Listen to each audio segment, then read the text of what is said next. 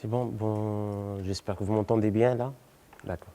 Donc, bonjour tout le monde. Je remercie Dr Aslam et notre cher professeur, le modérateur, de m'avoir convié à être présent parmi vous dans ce premier congrès, que j'espère ne sera pas le dernier, ce sera le lancement d'une bonne initiative, parce que, comme vous savez, le diabète actuellement, c'est un grand problème de santé publique au Maroc.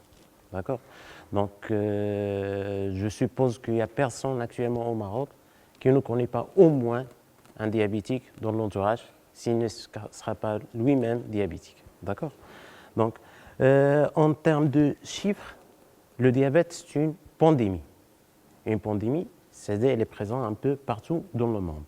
Dans notre région, on compte, nous, on est situé dans la région MENA, il n'y a pas de pointeur. D'accord. Donc, dans la région MENA, et on compte plus ou moins quelques 55 millions de diabétiques, et ce chiffre va doubler dans les prochains 20 à 25 ans. Est-ce que ça marche? Ça marche pas. Je pense que ça marche.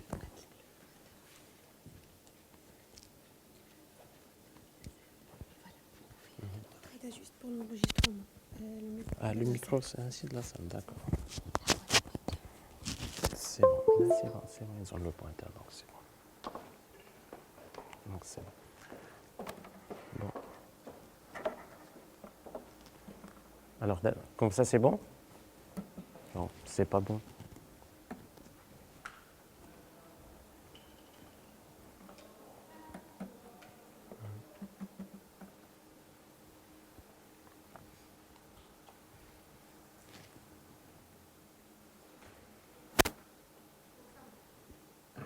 Oui, c'est bon.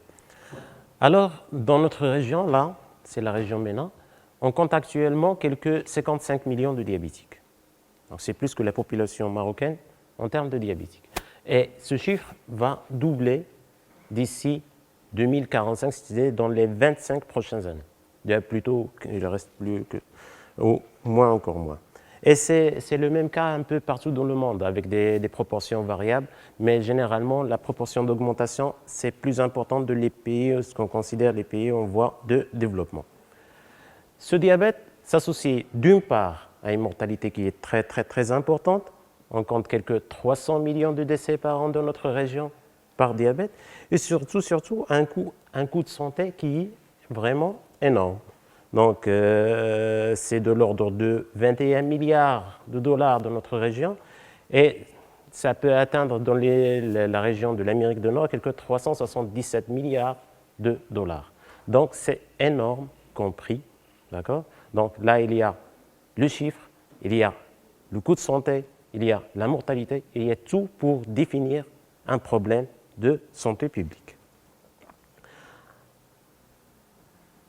Le deuxième problème, c'est le sous-diagnostic. Généralement, on considère qu'un diabétique sur deux ne se connaît pas diabétique. C'est un patient qui ne se connaît pas diabétique, donc sous-diagnostiqué, non pris en charge. Et on sait tous que le diabète, c'est une maladie silencieuse. Donc, c'est une maladie qui va évoluer à bas bruit. Vivre avec 1 gramme, 2 grammes, 3 grammes, généralement, on ne sent rien, on est bien. Et c'est ça parmi les problèmes de la prise en charge du diabète, c'est ce caractère silencieux. Lorsqu'on a une angine, on part illico presto consulter, prendre un médicament, etc., parce que c'est de la fièvre en sang. Avec le diabète, ce n'est pas le cas. 2 grammes, je me sens bien, pourquoi je vais m'acharner? Mais les dégâts s'installent à bas bruit. Et le jour où on a un symptôme, c'est généralement une complication qui parle. Qu'est-ce qu'il en est au Maroc? Au Maroc, on compte actuellement, en 2015, on comptait 1 600 000 diabétiques. L'étude Stepwise de 2018, on considère qu'il y a quelques 2 millions de diabétiques en 2018-2019 au Maroc. Et en appliquant la règle d'un patient sur 2 est sous-diagnostiqué ou non diagnostiqué, il y a réellement quelques 4 millions de diabétiques au Maroc. Ce qui fait à peu près 10% de la population marocaine sont des patients diabétiques. Donc, un patient ou un Marocain sur 10 est diabétique, ce qui est vraiment très, très, très important. Ce chiffre concerne et les femmes et les hommes, que ce soit au milieu urbain, que ce soit au milieu rural. Donc, c'est un problème de tout le monde. et l'augmentation, elle aussi. Donc, c'est vrai que la proportion d'augmentation de la population féminine, elle est un peu plus élevée, d'accord? On estime qu'il y aura une augmentation de 47% de diabétiques parmi les femmes. C'est dû plus ou moins au changement de mode de vie, donc la sédentarité qui est plus marquée dans la population féminine au Maroc. Et il y a cette augmentation qui concerne également le milieu rural. Et ça ne concerne pas uniquement le milieu urbain, d'accord? Parce que même au milieu rural au Maroc, il y a un changement de mode de vie, un changement de mode alimentaire. Ce qui occasionne donc une progression de ce fléau. Et comme un malheur ne vient jamais seul, donc on a 46% de nos patients diabétiques sont des patients qui ont une dyslipidémie. 80% presque sont des obèses avec un syndrome métabolique. La moitié sont des hypertendus. Et plus de 3/4 ont déjà une maladie cardiovasculaire avérée. D'où la nécessité d'une bonne prise en charge des patients diabétiques, une prise en charge qui doit être normalement non ce qu'on avait auparavant, une prise en charge concentrée sur l'équilibre de la glycémie. Il ne suffit pas d'avoir une glycémie correcte, mais il faut voir le patient en totalité avec tous ses facteurs de risque. Parce que généralement, un sujet diabétique, du moment qu'il est diabétique, il a forcément quelque chose derrière et quelque chose qui va accompagner ce diabète. Donc, classiquement, on dit que 90% des patients sont des diabétiques de type 2, 10% sont des diabétiques de type 1, ce qu'on appelait auparavant diabète insuline-dépendant, diabète non insuline-dépendant. Il faut bannir cette dénomination parce que l'histoire naturelle même de diabète de type 2, c'est une histoire naturelle où il y aura une réduction progressive du capital insulinique du patient. Et à un moment donné de l'évolution, on arrive à un stade d'insulinocarence. D'accord ? Il faut savoir retenir le chiffre. Une perte, ça commence par une insulinorésistance. Après, il y aura une perte du capital insulinique suite à l'hyperinsulinisme qu'on a, bien sûr, avec des facteurs génétiques, etc. Et on aura le diabète du moment qu'on a perdu plus de la moitié des cellules bêta. L'histoire naturelle veut que cette diminution va progresser. Après, c'est notre rôle, au moment du diagnostic, de ralentir la pente de réduction, la pente de perte de ce capital. Mais c'est quelque chose d'inéluctable du moment qu'on a toujours cette insulinorésistance et on n'a que la moitié qui doit assurer le surplus du travail, donc il y aura une dégénérescence. Donc le diabète, c'est une maladie évolutive. Une perte de plus lorsqu'on arrive à un chiffre de moins de 20%, de 10%, généralement, ce sont des patients qui ont besoin de l'insuline. Les antidiabétiques oraux seront plus suffisants. Raison pour laquelle on a banni cette dénomination de diabète insuline-dépendant, diabète non insuline-dépendant, parce qu'un diabétique de type 2, dans son évolution, aura besoin à un moment donné de l'insuline dans sa prise en charge. Mais à côté de ça, il y a d'autres types de diabète. Il y a ce qu'on appelle le diabète gestationnel. Il y a les diabètes secondaires, à plusieurs pathologies, on va voir par la suite. Et il y a le diabète héréditaire, type diabète maudit, diabète génétique, diabète néonatal, diabète mitochondrial, etc. Mais ça reste une proportion minoritaire et généralement, on n'a pas, notre professeur de biochimie va nous dire, on n'a pas le plateau technique nécessaire pour faire la part des choses entre les deux parce que ça mime soit un diabète de type 1, soit un diabète de type 2 généralement. Soit c'est un diabète qui va suivre l'évolution d'un diabète insulinorésistant, soit il va évoluer vers l'insulinocarence et donc, généralement le traitement soit le même protocole que le type 2, soit le même protocole que le type 1 avec des particularités. Donc, la première question de se poser devant un patient qui est symptomatique ou qui vient pour une consultation avec une glycémie suite à un dextro qu'il a trouvé par exemple de 2, 1, 80, etc. est d'abord, est-ce un diabétique ou pas? Et là, les définitions sont claires. Il y a des critères pour définir le diabète. Une glycémie à jeun supérieure ou égale à 1,26 à 2 reprises, glycémie à n'importe quel moment de la journée qui est supérieure à 2 grammes, ou lors d'une HGPO qui est supérieure ou égale à 2 grammes, ou une hémoglobine glyquée qui est supérieure ou égale à 6,5. D'accord? Donc, 0,5 à 6,5. Donc, entre 5,7 et 6,4, on parle d'un prédiabète. Et là, la prise en charge, si c'est un profil de type 2, ça revient à la prise en charge d'un diabète de type 2, parce que c'est quelqu'un que s'il ne se prend pas en charge actuellement, dans les mois à venir, il va revenir avec un diabète. D'accord? Donc, la définition du prédiabète en termes d'hémoglobine glyquée, c'est entre 5,7% et 6,4%. Donc, les états prédiabétiques, il y a deux types d'états prédiabétiques. Il y a ce qu'on appelle l'hyperglycémie. On va voir par la suite. L'hyperglycémie, je pense que j'ai un slide pour ça. Donc, non. Donc, c'est ce qu'on appelle l'hyperglycémie à jeun ou l'intolérance aux hydrates de carbone. L'hyperglycémie à jeun, c'est une glycémie qui dépasse la limite supérieure de la normale du laboratoire, soit 1,05, 1,10 en fonction de la trousse de dosage, et qui arrive à 1,25. Entre ces deux-là, on parle d'une hyperglycémie à jeun. D'accord? Donc, le deuxième cas, deuxième situation, et c'est un prédiabète. Deuxième situation où on parle d'un prédiabète, c'est l'intolérance aux hydrates de carbone. C'est-à-dire une glycémie postprandiale qui est supérieure à la normale, et on considère la normale à 1,40 g 2 heures après le repas, d'accord? Mais qui n'atteint pas le seuil de diagnostic de diabète qui est de 2 g. Donc, entre 1,40 et 1,99 en postprandial, on est dans un prédiabète. D'accord? Avec l'hérédité, c'est quelqu'un qui va faire le diabète, donc c'est le moment de le prendre en charge au stade précoce. D'accord? Parce qu'il a déjà l'insulinorésistance, il a déjà tout pour faire le diabète. Bien sûr, alors, du moment qu'on a posé notre diagnostic positif, il faut procéder au typage. Déterminer ce patient-là, est-ce un type 1, est-ce un type 2, est-ce autre chose? C'est important de dénicher dans la pratique le type 1 parce que c'est une urgence à mettre de l'insuline, ce qui est capital. D'accord? Un type 1 chez qui on va mettre des antidiabétiques oraux pour essayer de l'équilibrer, 2 jours, 3 jours, une semaine après, il sera aux urgences lors d'une DAC sévère avec un pronostic vital qui est mis en jeu. Donc c'est important de distinguer le type 1 du type 2. Après, il y a un ensemble de critères que vous connaissez tous. Donc, parfois, ce n'est pas toujours évident. Donc, généralement, le diabète du type 1, c'est un diabète dont le mécanisme il est auto-humain. Donc, généralement, ce sont des sujets jeunes, des sujets relativement maigres, n'ont pas un terrain métabolique, il n'y a pas d'obésité androïde, pas d'hérédité de diabète de type 2, et c'est quelque chose qui s'installe généralement brutalement. D'accord? Le type 2, par opposition, c'est un diabète qu'on disait auparavant, un diabète de sujets âgés, au-delà de 40 ans, avec un certain surpoids, syndrome métabolique, une obésité androïde, avec une hérédité. Mais ça, ce sont les cas classiques. Il faut savoir qu'on peut voir le diabète de type 2 chez des enfants de 14 ans, de 13 ans, de 12 ans, et on peut voir un diabète de type 1, ce qu'on appelle le diabète du type 1 lent, à 70 ans. D'accord? Mais ça, ce sont les cas borderline. D'accord? Donc, il y a les deux oppositions. Il faut rester sur le standard, et lorsqu'on a un doute, il y a des moyens pour chercher autre chose, d'accord? Et généralement, ce qu'on appelle le dosage des anticorps, qu'on connaît, donc les anticorps à type anticorps anti-GAD, anti-IA2, anti-ZNT8, sont des anticorps que, s'ils sont présents, ils orientent vers un diabète de type 1. D'accord? Un diabète de type 1. Du moment qu'on a l'anticorps positif, ça veut dire que le mécanisme auto-humain il est là et que soit c'est un diabète de type 1 typique, soit un diabète de type 1 lent. En fonction du seuil donné par le laboratoire. La positivité, oui, bien sûr. D'accord?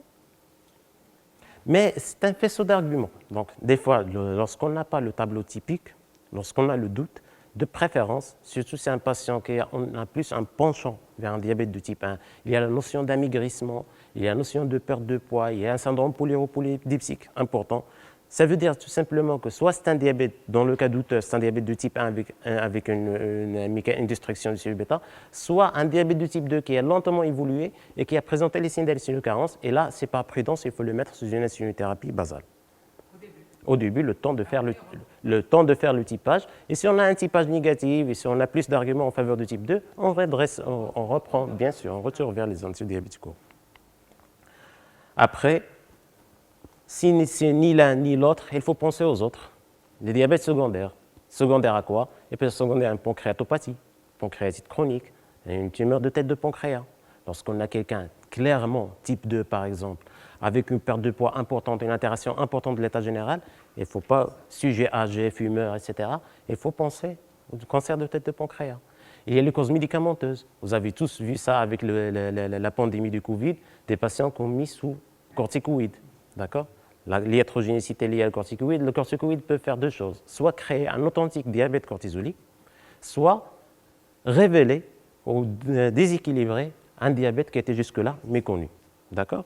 Donc, bien sûr, il y a certaines endocrinopathies, la maladie de Cushing, l'acromégalie, les phéochromocytomes.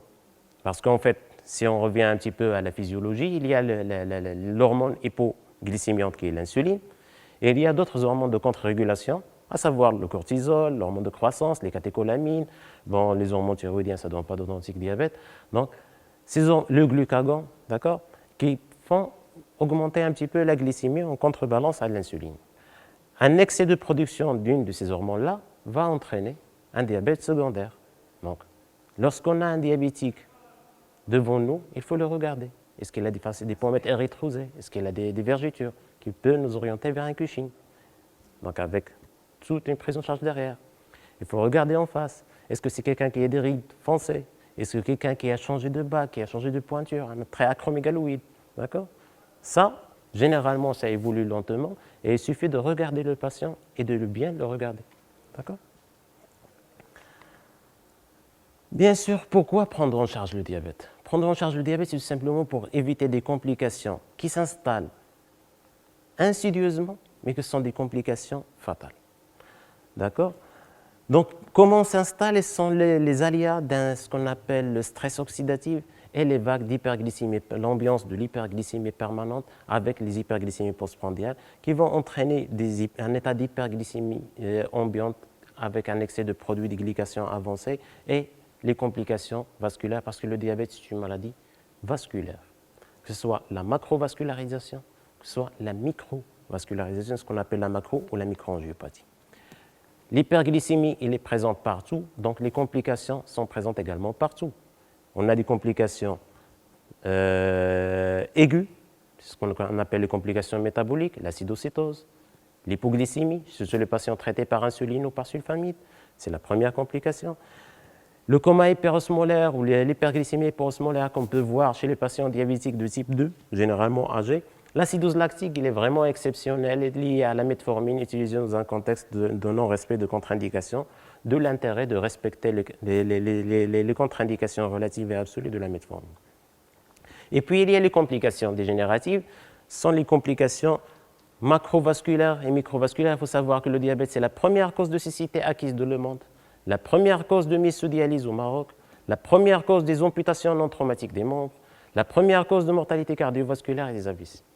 Et la sixième, entre la sixième et la septième cause de mortalité, toutes causes confondues, à travers le monde. D'accord? Donc, ce n'est pas quelque chose d'anodin, ce n'est pas de quelque chose qu'on peut laisser aller. 8% d'hémoglobine glyquée, ce n'est pas grave, il va s'équilibrer. 12%, il est bien, on le laisse tranquille. Non, parce que tôt ou tard, ça va le rattraper avec des dégâts qui sont malheureusement, s'ils ne sont pas fatals, ils sont très, très handicapantes. Après, on a vu que, vu tout ça, il faut bien prendre en charge ce diabète. Alors la question qu'on vous posez, c'est comment le prendre en charge? D'accord? Prendre en charge un diabète, il faut l'équilibrer. D'accord? Il faut l'équilibrer, il faut prendre en charge le patient en totalité, c'est-à-dire prendre ses facteurs. Pour l'équilibrer, il faut d'abord déterminer une cible. C'est quoi mon objectif? Comment je peux dire que ce patient il est équilibré? Alors, à votre avis, c'est quoi un patient diabétique équilibré pour vous? C'est-à-dire l'hémoglobine glyquée. Oui, c'est l'hémoglobine glyquée et je vise quoi? Et je vise quoi comme hémoglobine glyquée? Ça dépend du profil du patient. Voilà, ça dépend du profil du patient. Parce qu'auparavant, on disait un diabétique équilibré, c'est la 6,5% d'hémoglobine glyquée. Après, on a parlé de 7%. Mais en fait, non. Il faut s'adapter au profil de notre patient en fonction d'un certain nombre de paramètres. Premièrement, son état, ses capacités, l'état associé. Un patient, par exemple, en démence, en fin de vie, est-ce qu'on va viser le 7%? On tolère juste qu'il ne décompense pas, c'est-à-dire du moment qu'il a une glycémie qui ne dépasse pas les 2,5 g, on est content. Ce n'est pas le cas d'une femme enceinte ou d'une femme qui a un projet de grossesse. Là, on est exigeant. Là, on vise les 6,5. La grande majorité, c'est 7%.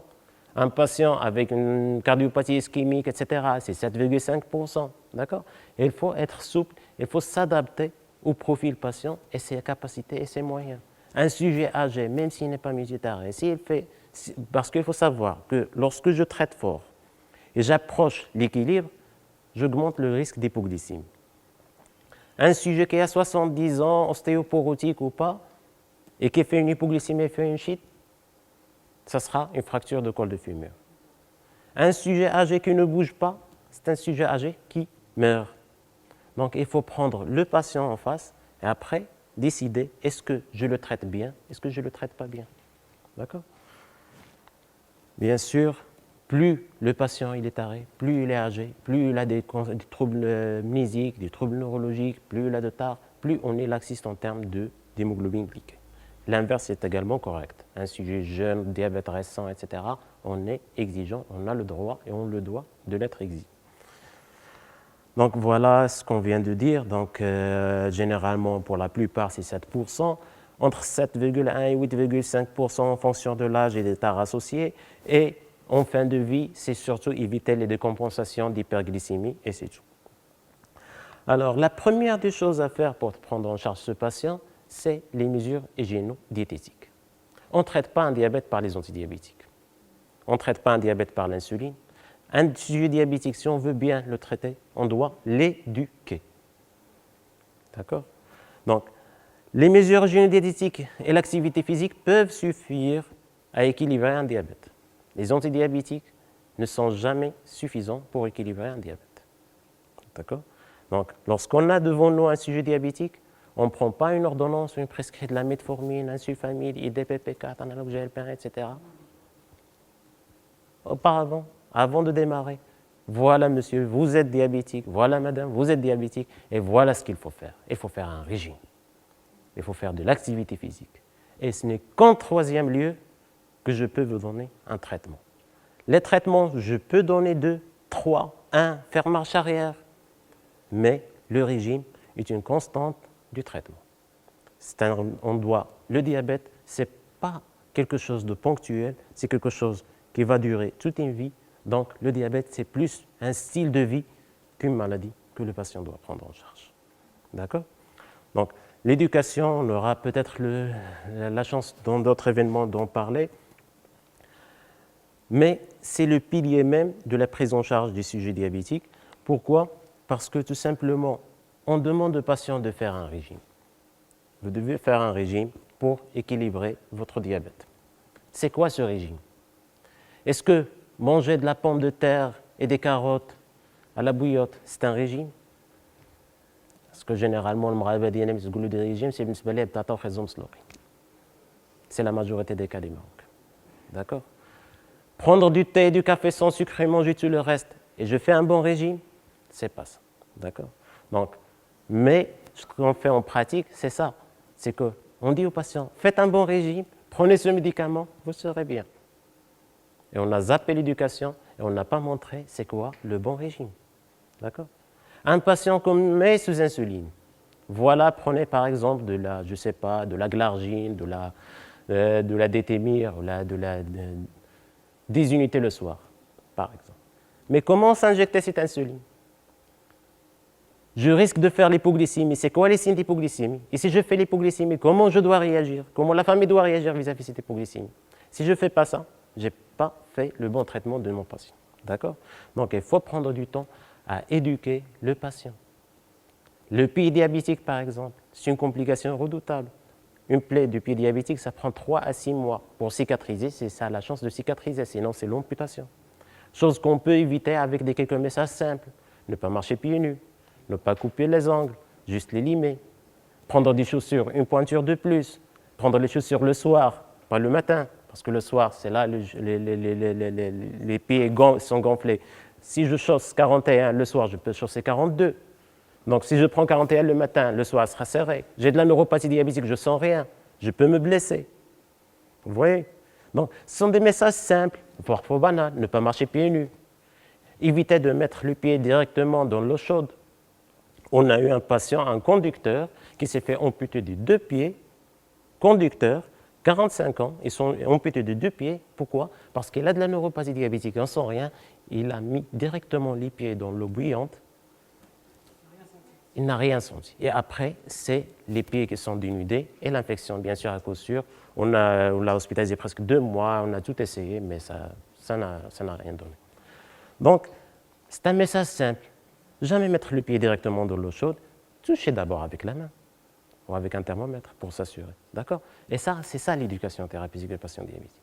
C'est la base même du traitement d'un sujet diabétique. D'accord? Et puis, il y a les traitements. On a un arsenal thérapeutique qui est très varié et qui ne cesse d'être amélioré. L'insuline, en 1921, a été découverte et c'était la révolution parce que en 1920 et avant, diabète type 1, maladie mortelle. Ce qu'on appelait la maladie de la laine cétonique. La maladie de la laine cétonique. C'était une maladie mortelle en 2 à 3 semaines, pas plus. Du moment qu'elle a cette maladie, c'est la tombe et on attend. D'accord? Donc 1921, c'est l'insuline. Elle a changé radicalement la prise en charge, suivi de ces familles de 1945. Et puis la molécule qu'on nomme la molécule miracle, c'est la metformine, qui a plus de 60 ans. Et puis il y a toute une panoplie qu'on va passer en revue de médicaments qui sont plus innovants et approchent plus ou moins cette approche globale de prise en charge des patients diabétiques et pas uniquement la prise en charge de la glycémie. Alors, devant cet arsenal thérapeutique-là, comment choisir? Donc, un antidiabétique, c'est quelque chose qui doit assurer, qui doit répondre à ces critères. Une efficacité, bien sûr, sur la glycémie, mais pas seulement. Une protection cardiovasculaire, ou au moins une sécurité cardiovasculaire. Une neutralité pondérale, voire même une perte de poids, parce qu'un sujet diabétique de type 2, obèse, il doit perdre du poids. Pas de risque ou peu de risque d'hypoglycémie. Durabilité de l'effet, parce que c'est une maladie évolutive, c'est une maladie chronique. Et un minimum d'effets secondaires. Et puis, on a plusieurs antidiabétiques, plusieurs mécanismes d'action. Généralement, la metformine, on considérait que c'était le seul médicament qui agit sur la physiopathologie même du diabète, c'est-à-dire le seul médicament qui agit sur l'insulino-résistance. C'est l'avantage même de la metformine, d'accord? La plupart des antidiabétiques qu'on a sont des insulinosécrétagogues, qui agissent au niveau des cellules bêta et des cellules de Langerhans et stimulent la sécrétion de l'insuline. Les sulfamides, les répaglinides, les glinides, c'est une sécrétion continue. Les nouvelles thérapeutiques, c'est une sécrétion plus ou moins modérée, postprandiale, donc moins de risque d'hypoglycémie. Il y a la toute dernière classe qui fait parler d'elle beaucoup actuellement, c'est les inhibiteurs de la SGLT2 qui agissent au niveau des reins, au niveau de l'excrétion urinaire de glucose. D'accord? Donc, la metformine, c'est une vieille molécule, bien sûr, elle date de 60 ans, mais elle est toujours d'actualité. D'accord? Donc, c'est une molécule qu'on doit garder, qu'on doit prescrire chez tous les diabétiques de type 2. D'accord? Et elle garde sa place dans toutes les recommandations, y compris la recommandation de 2022. Donc, mesures hygiéno-diététiques, activité physique, metformine, et après, on va voir ce qui se passe derrière. Bien sûr, il faut respecter les indications et les contre-indications, notamment la fonction rénale. Elle est contre-indiquée lorsque j'ai un débit de filtration glomérulaire moins de 30. Normalement, on ne doit pas dépasser 1 gramme lorsque c'est entre 30 et 45, 2 grammes entre 45 et 60, et on peut arriver jusqu'à 3 grammes si la fonction rénale est correcte, c'est-à-dire au-delà de 60. D'accord? Elle est contre-indiquée en cas d'injection de produits de contraste iodé, on doit l'arrêter quelques 24-48 heures avant, reprendre 24-48 après, parce que l'injection de produits de contraste iodé, ça occasionne une insuffisance rénale fonctionnelle qui peut engendrer des dégâts. Elle est contre-indiquée dans les grandes insuffisances, insuffisance respiratoire, cardiaque, hépatique, hépatocellulaire avancée.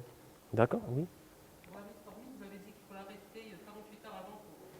Normalement, si on a J'ai parlé à une radiologue, elle m'a dit non, ça laisse. Normalement, ça dépend de la fonction rénale. Du moment qu'on a une idée claire et précise sur la fonction rénale du patient, là, c'est le sujet des litiges. Pour certains, il suffit de l'arrêter le jour même et de la reprendre 48 heures après, si j'ai une bonne fonction rénale. Pour d'autres, Donc il faut l'arrêter. idéalement, lorsque j'ai une injection de produits de contraste iodé, il vaut mieux l'arrêter. C'est le même cas en cas de chirurgie, c'est le même cas pour minimiser le risque d'effets secondaires. D'accord?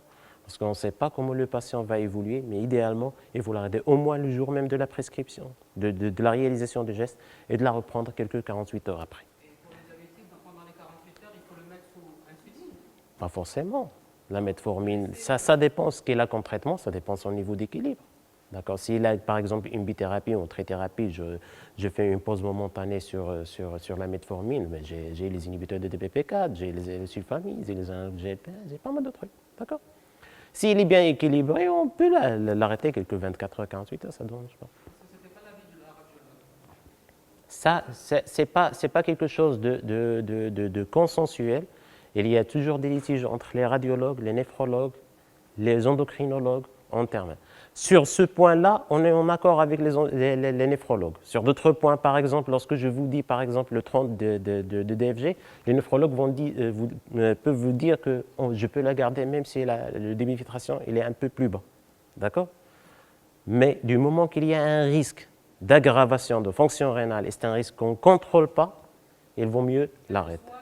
Même si la fonction rénale est correcte. Si la fonction rénale elle est correcte, d'accord, on peut arrêter le jour même. Si la fonction rénale elle est altérée, il faut encore plus arrêter, faire une hydratation parce que si j'ai la fonction rénale elle est altérée, même le produit de contrastiodé pose un problème d'indication. DFG supérieur à 60. DFG supérieur à 60, idéalement pour moi, l'arrêter le jour même, d'accord, et la reprendre quelques 24 à 48 heures après. Donc,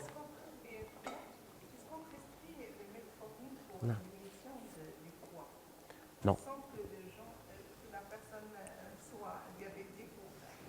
Pas du tout, pas du tout, pas du tout. Bon, écoutez, les traitements, là c'est un autre chapitre, c'est le traitement médicamenteux de l'obésité. Il faut savoir que la metformine, elle n'a pas un effet sur la perte de poids. Et là, dans les études, il a une neutralité pondérale, c'est-à-dire elle ne fait pas grossir. D'accord? Des gens la prennent pour un coupe-faim. Mais ça, c'est hors AMM. D'accord? Et il ne figure jamais dans les traitements de l'obésité. On la prescrit lorsque le sujet obèse a des stigmates d'insulinorésistance.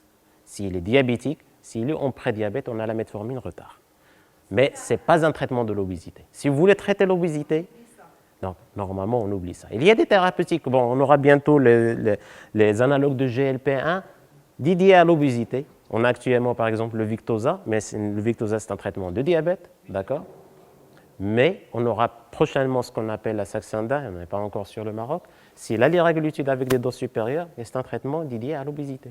Il y a des injections flamiériques. C'est ça, c'est la Saxenda. C'est la Saxenda. Une injection tous les 3 mois, je crois. Non, ce n'est pas une injection tous les 3 mois, c'est une injection quotidienne. Oui, injection quotidienne. C'est la même chose que Victoza, c'est la liraglutide, c'est le dosage qui diffère. La liraglutide de Victoza, il est entre 0,6, 1,2 et 1,8. Le Saxenda, il est dosé à 3 mg. D'accord? 3 mg. Alors, si le sujet il a 1,12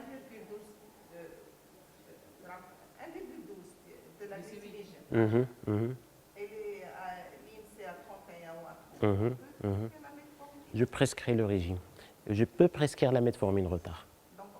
En prédiabète, la metformine retard, ce qu'on appelle, parce qu'il est prédiabétique, on a l'AMM de prescrire la metformine, d'accord? Mais il faut savoir que la metformine, sur un plan scientifique, ne fait pas perdre du poids. La metformine, elle a une neutralité pondérale, donc ce n'est pas un traitement de l'obésité, c'est un traitement de l'insulinorésistance, d'accord? Il faut savoir que le traitement de l'obésité, c'est surtout les mesures génétiques. Les thérapeutiques même qui sont dédiées au traitement de l'obésité, la perte pondérale, ce n'est pas une perte pondérale sur les études très importante. On parle d'une perte pondérale de 4 kg, de 5 kg, de 6 kg pour le Saxenda, d'accord? Quelqu'un qui pèse 130 kg, c'est le régime, c'est l'apport calorique qu'on doit réduire, c'est autre chose, d'accord? Donc, puis il y a cette classe-là qu'on peut la mettre un petit peu à l'écart, c'est les inhibiteurs de l'alpha-glycosidase, il inhibe l'absorption intestinale du glucose. Il a pas d'hypoglycémie, peu coûteuse, mais c'est un traitement qui est très peu efficace sur la réduction de la glycémie. C'est un traitement qu'on préfère pour les hypoglycémies fonctionnelles qu'on peut voir chez les sujets diabétiques en phase initiale, les gens qui font de l'hypoglycémie après les repas, et que même avec les mesures génétiques, ils continuent à le faire, on peut donner les inhibiteurs de l'alpha-glycosidase. Mais comme traitement de diabète, c'est vraiment assez peu efficace.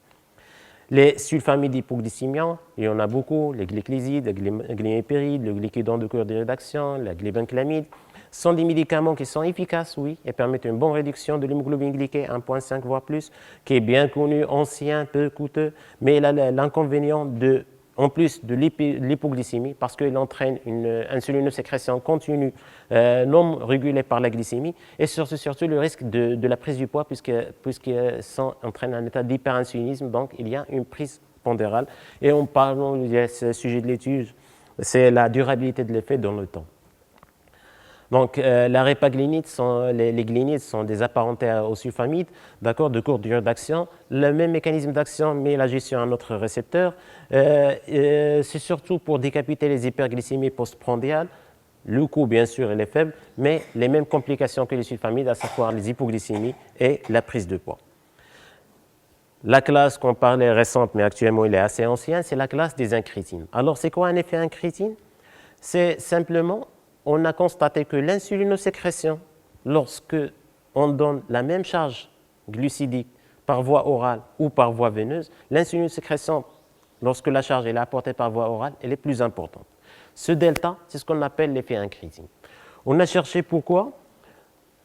Donc, on a trouvé qu'au niveau de l'intestin, particulièrement au niveau du duodénum, il y a une sécrétion de certaines hormones qu'on appelle les incrétines, c'est le GLP1 et le GPP. Cette hormone sécrétée en postprandial, il va agir au niveau des cellules bêta des îlots de Langerhans, il va stimuler une sécrétion de l'insuline en postprandial immédiat. D'accord?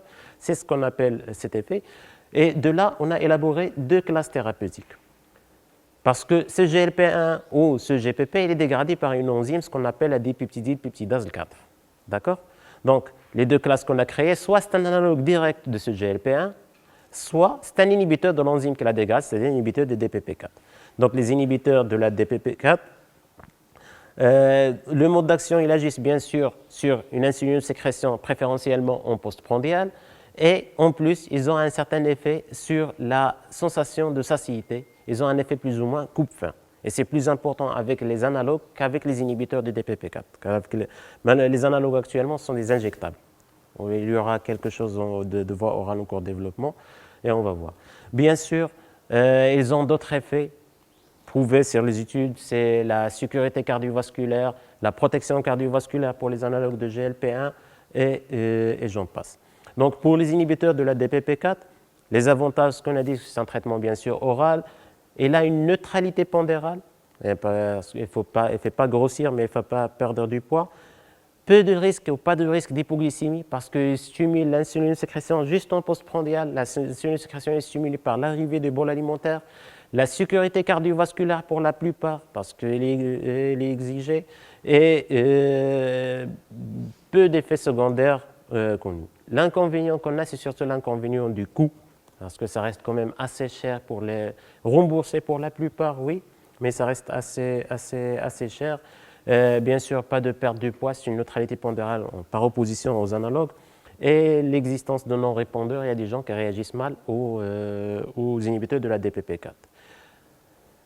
Chez le sujet diabétique, la sécrétion endogène de ces incrétines de GLP1, elle est un peu réduite par rapport au sujet normal.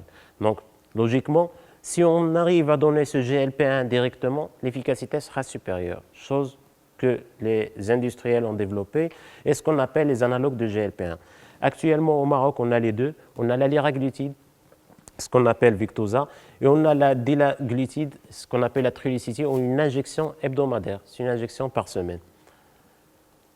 Il y aura la sémaglutide prochainement en cours de développement. C'est le premier GLP1 analogue qui sera développé par voie orale. Donc les avantages, bien sûr, ils ont l'efficacité, ils font une réduction importante de l'hémoglobine glyquée, et là, ils permettent une certaine perte pondérale, d'accord, de l'ordre de 4 kg en moyen. Bien sûr, ça dépend du poids de départ. Pas d'hypoglycémie et pas de titration généralement. Il y a une dose fixe. Pour la Victoza, on commence par 0,6 pour initiation, 1,2 c'est la dose moyenne, 1,8 la dose maximale. Pour la dilaglutide, c'est 1,5, une dose standard, une injection par semaine. Si le patient tolère mal, on peut donner le 0,75. Le problème, c'est un problème de coût. C'est 1100 dirhams par mois, presque 1200, 1100 dirhams et quelques par mois, en dose moyenne. Si on donne, oui, c'est assez cher. Dilaglutide non remboursable. La Victoza vient d'être remboursée pour certains organismes mutualistes. La CNOP, c'est mutuelle départ. La CNSS, je pense que c'est remboursé par la mode, donc en principe même la CNSS. Le problème, c'est le coût élevé, les nausées fréquentes, ce sont initialement les 2 premiers mois, raison pour laquelle on démarre doucement le traitement, mais lorsque le patient est répondeur, c'est vraiment très, très, très efficace. La véritable indication du Victoza, On va voir les indications par la suite selon les recommandations, mais actuellement, si on veut suivre les recommandations, la tendance actuelle, c'est la metformine, les analogues de GLP-1 et les inhibiteurs de la SGLT2 qui sont les plus présents dans les recommandations actuelles. On va voir par la suite. La dernière classe qui est innovante dans son mécanisme d'action et dans ses effets actuellement, c'est la classe la plus prometteuse dans l'avenir, c'est les inhibiteurs de la SGLT2. Les antidiabétiques agissent tous au niveau du pancréas, par l'insulinosécrétion majoritairement. Les inhibiteurs de la SGLT2, ils agissent au niveau des reins. Le glucose filtré, normalement, il est réabsorbé au niveau du tube rénal par deux types de cotransporteurs de sodium-glucose, SGLT1 qui est minoritaire de l'ordre de 10% et le SGLT2 qui est majoritaire de 90%. Ces inhibiteurs bloquent ce SGLT2, donc ils entraînent une fuite urinaire de glucose et de sodium.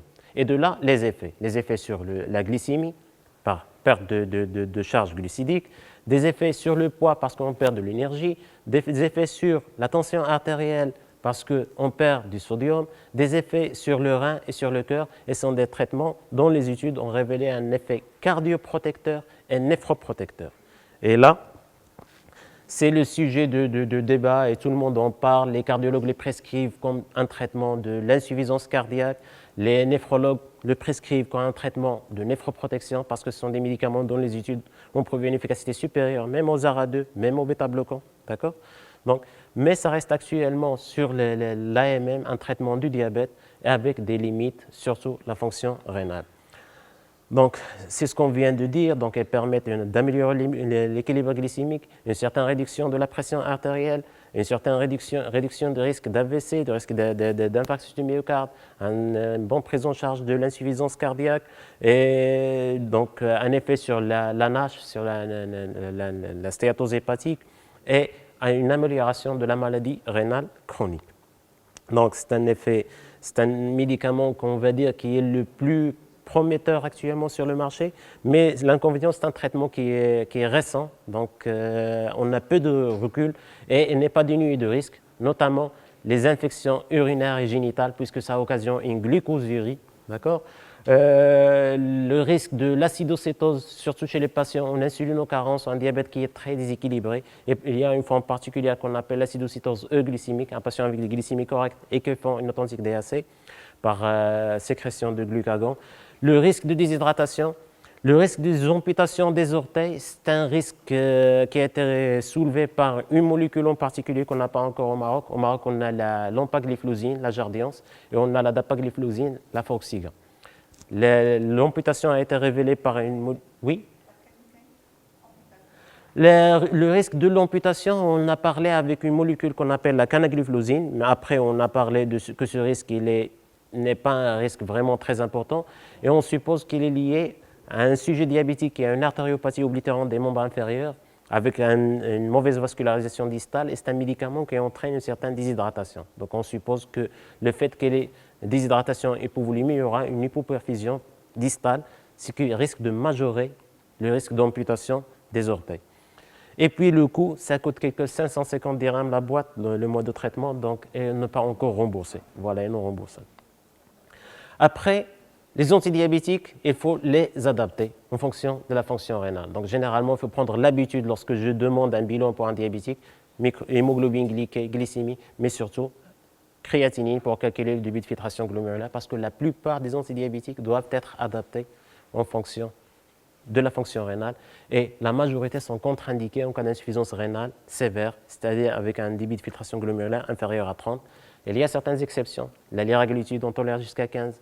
L'inagliptine, le Tradjenta, qui est un inhibiteur de DPP4, on tolère jusqu'à 15, voire moins. Dans les sulfamides, il y a la ripaglinide et le glucudon, qui est un sulfamide de cours de rédaction qu'on peut, parce qu'ils ont un métabolisme hépatique, donc on peut le garder jusqu'à insuffisance rénale terminale, mais avec risque généralement. Oui. Normalement, le ripaglinide, on peut le garder même en insuffisance rénale terminale. D'accord? Normalement. Mais il faut faire attention au risque d'hypoglycémie.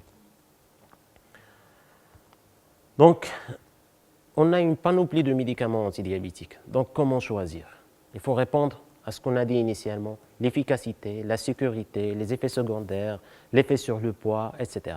Et là, il y a plusieurs recommandations. On va revoir les recommandations, les dernières recommandations de l'ADA 2022.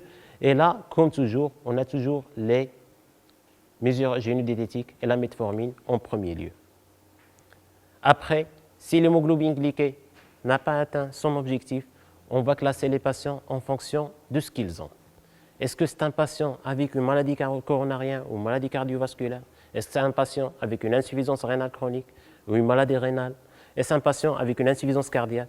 Est-ce un patient chez qui on vise une perte pondérale? Est-ce qu'un patient qui est diminué, un diabétique, mais qui est diminué, qui a besoin d'un problème de cou? Donc, à part la dernière, on va voir que pour la majorité, en deuxième intention, on a soit le GLP-1 analogue dans les patients avec une maladie athérosclérotique ou les inhibiteurs de la SGLT2 pour les patients avec une insuffisance cardiaque ou une maladie coronarienne ou une maladie rénale diabétique.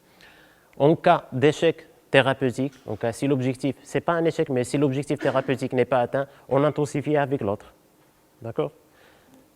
Et si ce n'est encore pas le cas, on peut rajouter soit un inhibiteur de DPP4, soit un sulfamide. Lorsqu'il s'agit de risque d'hypoglycémie, les thérapeutiques qui sont moins pourvoyeuses d'hypoglycémie, c'est les inhibiteurs de la SGLT2, les analogues de GLP-1 et les inhibiteurs de DPP4.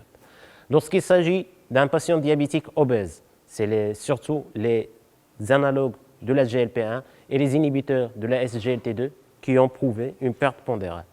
Lorsqu'il s'agit de coûts de traitement, on a les sulfamides, on a les glinides, puis les inhibiteurs de DPP4, puis les inhibiteurs de la SGLT2 et puis les analogues de GLP-1. Et puis, l'insuline, c'est juste pour parler de ce qu'on a au Maroc sans rentrer dans les détails. Donc, l'insuline a été découverte depuis 1921 et depuis, il y a une panoplie de types d'insuline, ce qu'on appelle les insulines humaines. Il y a les insulines analogues. Les insulines humaines, vous connaissez tous, la semi-lente, l'MPH, la rapide, l'acte rapide et les mélanges, la Mixtar ou l'Imuline Mix 30, etc. Les inconvénients de l'insuline humaine, c'est surtout, premièrement, le délai d'action qui est retardé. 30 minutes pour l'acte rapide jusqu'à 1h30 pour l'MPH. Deuxième problème, c'est la cinétique d'action, parce qu'ils ont un pic très important, donc plus de risque d'hypoglycémie. Lorsque je donne de la Mix 30, j'aurai deux pics. Un pic à 1h, 1h30 de la rapide et un pic à 3 heures de la MPH. Donc, j'aurai deux risques d'hypoglycémie, surtout pour l'injection du soir. C'est surtout ça l'inconvénient. Et puis, la durée d'action de la rapide, de l'acte rapide, elle est de 5 à 8 heures. Donc, c'est une durée d'action prolongée, encore plus sur le patient d'insuffisance rénale. D'accord? Raison pour laquelle on a plus tendance à préférer les analogues. Dans les analogues, on a plusieurs types. Il y a les analogues rapides, donc ce qu'on appelle à courte durée d'action, donc 3 à 5 heures. Et on a les basales, les insulines basales. Ancienne génération, ce qu'on appelle la glargine, la Lantus ou la Détémir, qui ont une durée d'action qui avoisine les 21-22 heures. Il y a les basales de deuxième génération, ce qu'on appelle la U300, la Tougeo. C'est la même chose que la glargine, mais en plus concentré. Cette concentration a fait qu'il y aura plus de stabilité d'effet et une prolongation de la durée d'action qui dépasse actuellement les 25 heures, donc moins d'effet d'échappement. Et puis, il y a l'insuline dégludec, la Risudec en mélange ou le Tresiban, ce qu'on a en forme basale seule, qui ont une durée d'action prolongée qui dépasse les 40 heures. Donc, en conclusion, le diabète de type 2, c'est un problème de santé publique au Maroc. Donc, il faut dire que chaque patient est unique. Il n'y a pas un bon traitement pour le diabète. Il n'y a pas un bon antidiabétique et un mauvais antidiabétique. Il y a autant de diabète que de patients diabétiques. Et pour chaque patient, il y a un profil particulier et il y a un traitement particulier qui doit s'adapter aux exigences du patient, son état, ses moyens. Le meilleur des traitements, s'il n'est pas pris, il ne sera pas jamais efficace. D'accord? Et puis, le terrain du patient. Si j'ai un patient avec une insuffisance cardiaque, une maladie cardiaque, il y a certains traitements qui ont une efficacité, qui ont un plus pour ce patient-là, d'autres non. Et puis, la prise en charge du patient diabétique doit être une prise en charge globale. On ne reste pas focalisé sur atteindre un objectif d'hémoglobine glyquée, mais il faut prendre le patient en sa globalité. S'il est hypertendu, je dois le prendre en charge. S'il est dyslipidémique, je dois le prendre en charge. S'il est insuffisant rénal, je dois faire attention à comment je traite. Donc, je dois voir le patient en totalité, ce n'est pas avoir une hémoglobine glyquée à 7 ou à 6,5 que j'ai bien fait mon travail. D'accord? Donc, c'est une prise en charge globale. On traite un patient, bien sûr, on ne traite pas un diabète. Et merci pour votre attention et à vous les questions. Je vous remercie, docteur, Merci. pour cette présentation qui a englobé et qui a fait le tour de la question. Et je passe la parole à la présente. Si vous avez des questions, c'est des questions. Oui. Alors, j'ai une question concernant le diabète de type 1. Le diabète de type 1. S'il y a une greffe de pancréas, est-ce que le diabète va disparaître? Bon, dans les thérapeutiques de diabète de type 1, il n'y a pas la greffe du pancréas, soi-disant, parce que généralement, lorsque j'ai des anticorps, ce sont des anticorps qui sont destinés pour la destruction de certaines cellules bêta. D'accord? Les anticorps ne sont pas produits par le pancréas, j'ai un autre pancréas et sera attaqué encore plus parce que c'est un corps exogène. Donc, ce qu'on avait tenté comme thérapeutique, à part tout ce qui est instrumental, les pompes à insuline, etc., il y avait deux choses. La greffe des îlots. La greffe des îlots, c'est de l'ordre de l'essai thérapeutique, soit une greffe intrahépatique par la veine porte, généralement, c'est ce qui est fait, surtout en Belgique, mais ça reste limité pour des patients qui ont un diabète très instable et un diabète qui n'est pas contrôlé même avec une pompe à insuline. D'accord. L'efficacité, elle est limitée dans le temps dans les essais cliniques qu'ils ont faits. D'accord. C'est une efficacité qui reste limitée dans le temps et ils ont constaté un certain équilibre pendant un certain temps et puis il y aura un certain échappement. Parce que comme je vous ai dit, le mécanisme auto-humain, il est toujours là. Donc du moment qu'on reconnaisse un récepteur de la cellule bêta comme corps exogène, il sera attaqué du moment qu'il est présent. D'accord? C'est ça la problématique. Donc est-ce qu'on donne des immunosuppresseurs en parallèle? Les immunosuppresseurs, ce n'est pas un traitement anodin, etc. Il y avait des essais thérapeutiques actuellement, ce qu'on appelle donc les greffes de cellules souches, toujours de l'ordre de l'essai clinique, la phase animale actuellement, je pense qu'on parlait aux États-Unis d'un premier essai humain, mais ça reste toujours de l'essai clinique. D'accord? On parlait de transfert de thérapie génique, c'est-à-dire changer par la thérapie, donc la DAPA, etc., l'apport de certaines molécules qui vont permettre la transformation de cellules alpha en cellules bêta, toujours essai clinique. Mais actuellement, ce n'est pas la greffe de pancréas qui va résoudre, c'est le régime et l'insuline.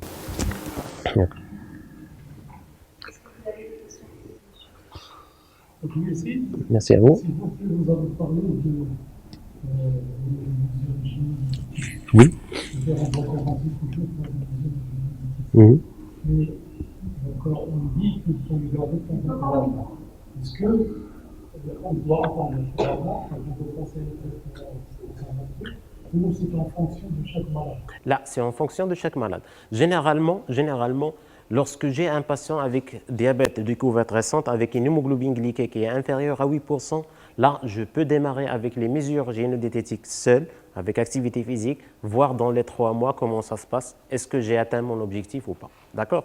Si j'ai une hémoglobine glyquée qui est supérieure à 8, je suis en mesure de démarrer à au moins la metformine. D'accord? Si j'ai une hémoglobine glyquée qui est supérieure à 9, généralement, là, on démarre avec une bithérapie, 9 à 10. Et si j'ai une hémoglobine glyquée supérieure à 10, 11, 12, avec surtout un syndrome polyuropolydipsique, un amaigrissement, là, je suis en mesure de démarrer les mesures, la metformine et éventuellement une insulinothérapie basale. D'accord? Après, la réponse, ça dépend de tout un chacun. Il y a des gens qui avaient, dans ma pratique, 11, 12, 13% d'hémoglobine glyquée. Au bout de 3 mois, ils sont équilibrés avec seulement la metformine et les mesures gynédététiques. D'autres qui démarrent moins, mais qui sont mal. Généralement, ce sont des gens qui sont mal observants. Mais pour la réponse, c'est ce que je viens de dire, c'est en fonction de chaque cas et en fonction de l'importance du déséquilibre au moment du diagnostic.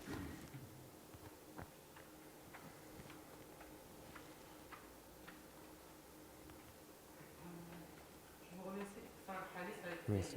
très clair. Merci à vous. Alors moi, j'ai entendu parler du GLP-1 par voie orale. Oui. Est-ce que C'est en cours de développement, c'est pratiquement prêt par le laboratoire Novo Nordisk, mais c'est loin d'être commercialisé, même en Europe. Mais c'est de la semaglutide, ils ont déjà le nom commercial, ça s'appelle Revulsus, d'accord, si vous voulez chercher. Mais c'est en cours de développement, il n'est pas encore été mis sur le marché. Non, ce n'est pas sur le marché, non. Mhm. Donc, le traitement, bien sûr, en fonction du profil, mais est-ce qu'on arrive aux objectifs? Mhm. Est-ce qu'il faut garder le traitement? Oui, du moment qu'on a atteint l'objectif avec le traitement, il faut le garder parce que la dyslipidémie, c'est quelque chose de chronique. Donc la dyslipidémie, il faut bien sûr quel type de dyslipidémie? Est-ce qu'une hypertriglycéridémie? Est-ce qu'une augmentation du cholestérol? Donc c'est surtout le problème de LDL cholestérol qui nous pose problème, d'accord? Donc chez les patients dyslipidémiques, il y a 30% de l'apport nutritionnel et 70% de la production endogène, d'accord? On aura avec le temps une hyperproduction endogène. Donc ce n'est pas uniquement un problème de régime. D'accord? Et le deuxième lieu, c'est l'objectif thérapeutique. L'objectif de LDL cholestérol chez les sujets diabétiques. Il faut savoir qu'un sujet diabétique, il est d'emblée à haut risque cardiovasculaire, voire à très haut risque cardiovasculaire. Donc même l'objectif qu'on décide, c'est généralement, si on suit les recommandations, c'est de 0,7, voire 0,5 pour certains. Ou au moins de 1. Et ça, c'est difficile de l'atteindre chez les patients qui ont un LDL cholestérol à 1,5 à 1,6. C'est difficile de l'atteindre avec seulement le régime. Donc, généralement, le traitement médicamenteux s'impose. Et comme l'HTA, le diabète, c'est quelque chose qu'on a de le sang. C'est quelque chose que le patient va garder et le traitement, généralement, on le garde. Quelques cas exceptionnels où on a avec une statine faible, parce que les statines sont des classes, on a des taux de LDL cholestérol trop bas, on peut essayer de voir comment ça se passe si on arrête. Mais pour la grande majorité, c'est un traitement qu'on le garde. Je parle de patients qui ont atteint par exemple 0,5 de LDL. 0,5, est-ce que 0,5 c'est l'objectif? Il faut d'abord savoir l'objectif de ce patient, d'accord? Est-ce que s'il arrive à peine à atteindre l'objectif avec la statine, on garde la statine? Avec une petite dose. La dose minimale efficace. La minimale efficace, bien sûr. Oui, Alors, merci beaucoup. Regardez, je passe la parole à la prochaine présentation. C'est le professeur Machin qui va vous présenter le point de vue du biologiste concernant l'intérêt de l'hémoglobine glycée chez le diabète type 2. Docteur Aslam, je suis vraiment honorée par votre invitation pour siéger comme oratrice dans votre premier congrès en présentiel. Parce qu'en fait, comme le diabète est une pandémie, la Covid-19 est une pandémie oui, parmi ces effets indésirables, c'est qu'on n'a pas pu mener des congrès en présentiel. Enfin, c'est l'occasion. Donc, moi, en tant que biologiste, je vais être un petit peu pointue, c'est-à-dire je vais on va essayer, à travers cette petite présentation, de répondre à cette question. L'hémoglobine A1C est-il toujours le meilleur marqueur biologique pour le suivi des patients diabétiques? On sait que pour les diabétologues, pour les endocrinologues, on se base sur l'hémoglobine glyquée. Mais l'hémoglobine glyquée, c'est vrai, c'est le bon reflet cumulatif de l'équilibre glycémique, mais ce n'est pas toujours le cas. Et on va voir qu'il y a des exceptions. Alors pour cela, on va adapter le plan suivant. On va introduire, on va parler un petit peu de la structure de l'hémoglobine et de l'hémoglobine glyquée, de l'intérêt de dosage de l'hémoglobine glyquée chez le patient diabétique, des limites de dosage de l'hémoglobine glyquée, quand est-ce qu'on ne peut pas se fier au dosage de l'hémoglobine glyquée pour suivre nos patients diabétiques, et on va conclure. Alors, l'Association américaine de diabète commence à utiliser, ou bien il y a des recherches qui disent qu'il faut utiliser l'hémoglobine glyquée comme un moyen diagnostique de diabète ou d'altération glycémique. Mais il y a des erreurs de l'hémoglobine glyquée, à peu près, par exemple, la variabilité interindividuelle de la glycation. On va voir que la glycation, c'est un phénomène qui dépend du métabolisme. Et le métabolisme est intervariable, il est variable entre les individus. Également, il y a des situations cliniques qui vont fausser cette hémoglobine glyquée. Et donc, à partir de cela, il y a une pointe d'interrogation. Est-ce qu'on peut utiliser l'hémoglobine glyquée pour poser le diagnostic? On n'est pas d'accord. Les sociétés savantes, je pense qu'ils ne sont pas d'accord. Par contre, elle est utilisée pour le suivi du patient diabétique.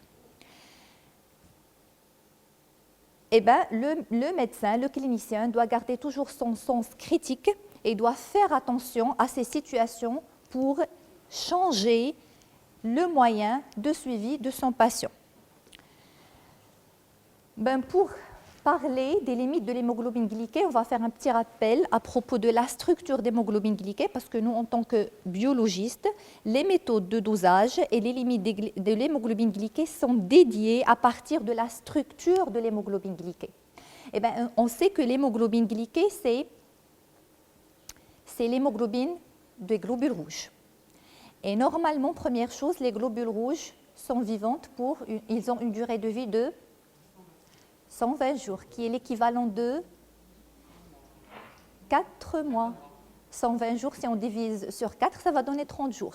Donc 120 jours, la globule rouge vit dans la circulation pendant 4 mois. Alors que l'hémoglobine glyquée, elle reflète l'équilibre glycémique de 2 à 3 mois. Pourquoi ? Parce que nous, on dose l'hémoglobine glyquée à n'importe quel moment dans le sang périphérique. C'est-à-dire à n'importe quel moment, on va prendre le sang périphérique. Il y en a des globules rouges qui viennent de quitter le moelle, qui ont effectivement une durée de vie de 120 jours, mais il y en a qui ont déjà passé 2 mois par exemple, il y en a qui se préparent à aller pour se dégrader. Donc leur moyen de vie, il est de 2 à 3 mois. Ça d'une part. Alors, comment elle est structurée, l'hémoglobine glyquée? L'hémoglobine glyquée, elle est formée par 4 chaînes globines, 2 chaînes alpha et 2 chaînes bêta. 2 chaînes alpha de 141 acides aminés et 2 chaînes bêta de 146 acides aminés. Et à l'intérieur de chaque chaîne, on trouve ce qu'on appelle l'hème.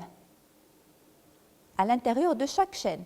Donc, si on a 4 chaînes dans l'hémoglobine, ça veut dire qu'on a 4 molécules d'hème. Et l'hème, c'est quoi? L'hème, ce n'est que un noyau tétrapyrolydique à l'intérieur duquel se trouve une molécule de fer. Et quand cette molécule s'ouvre, ça va donner la bilirubine par la suite.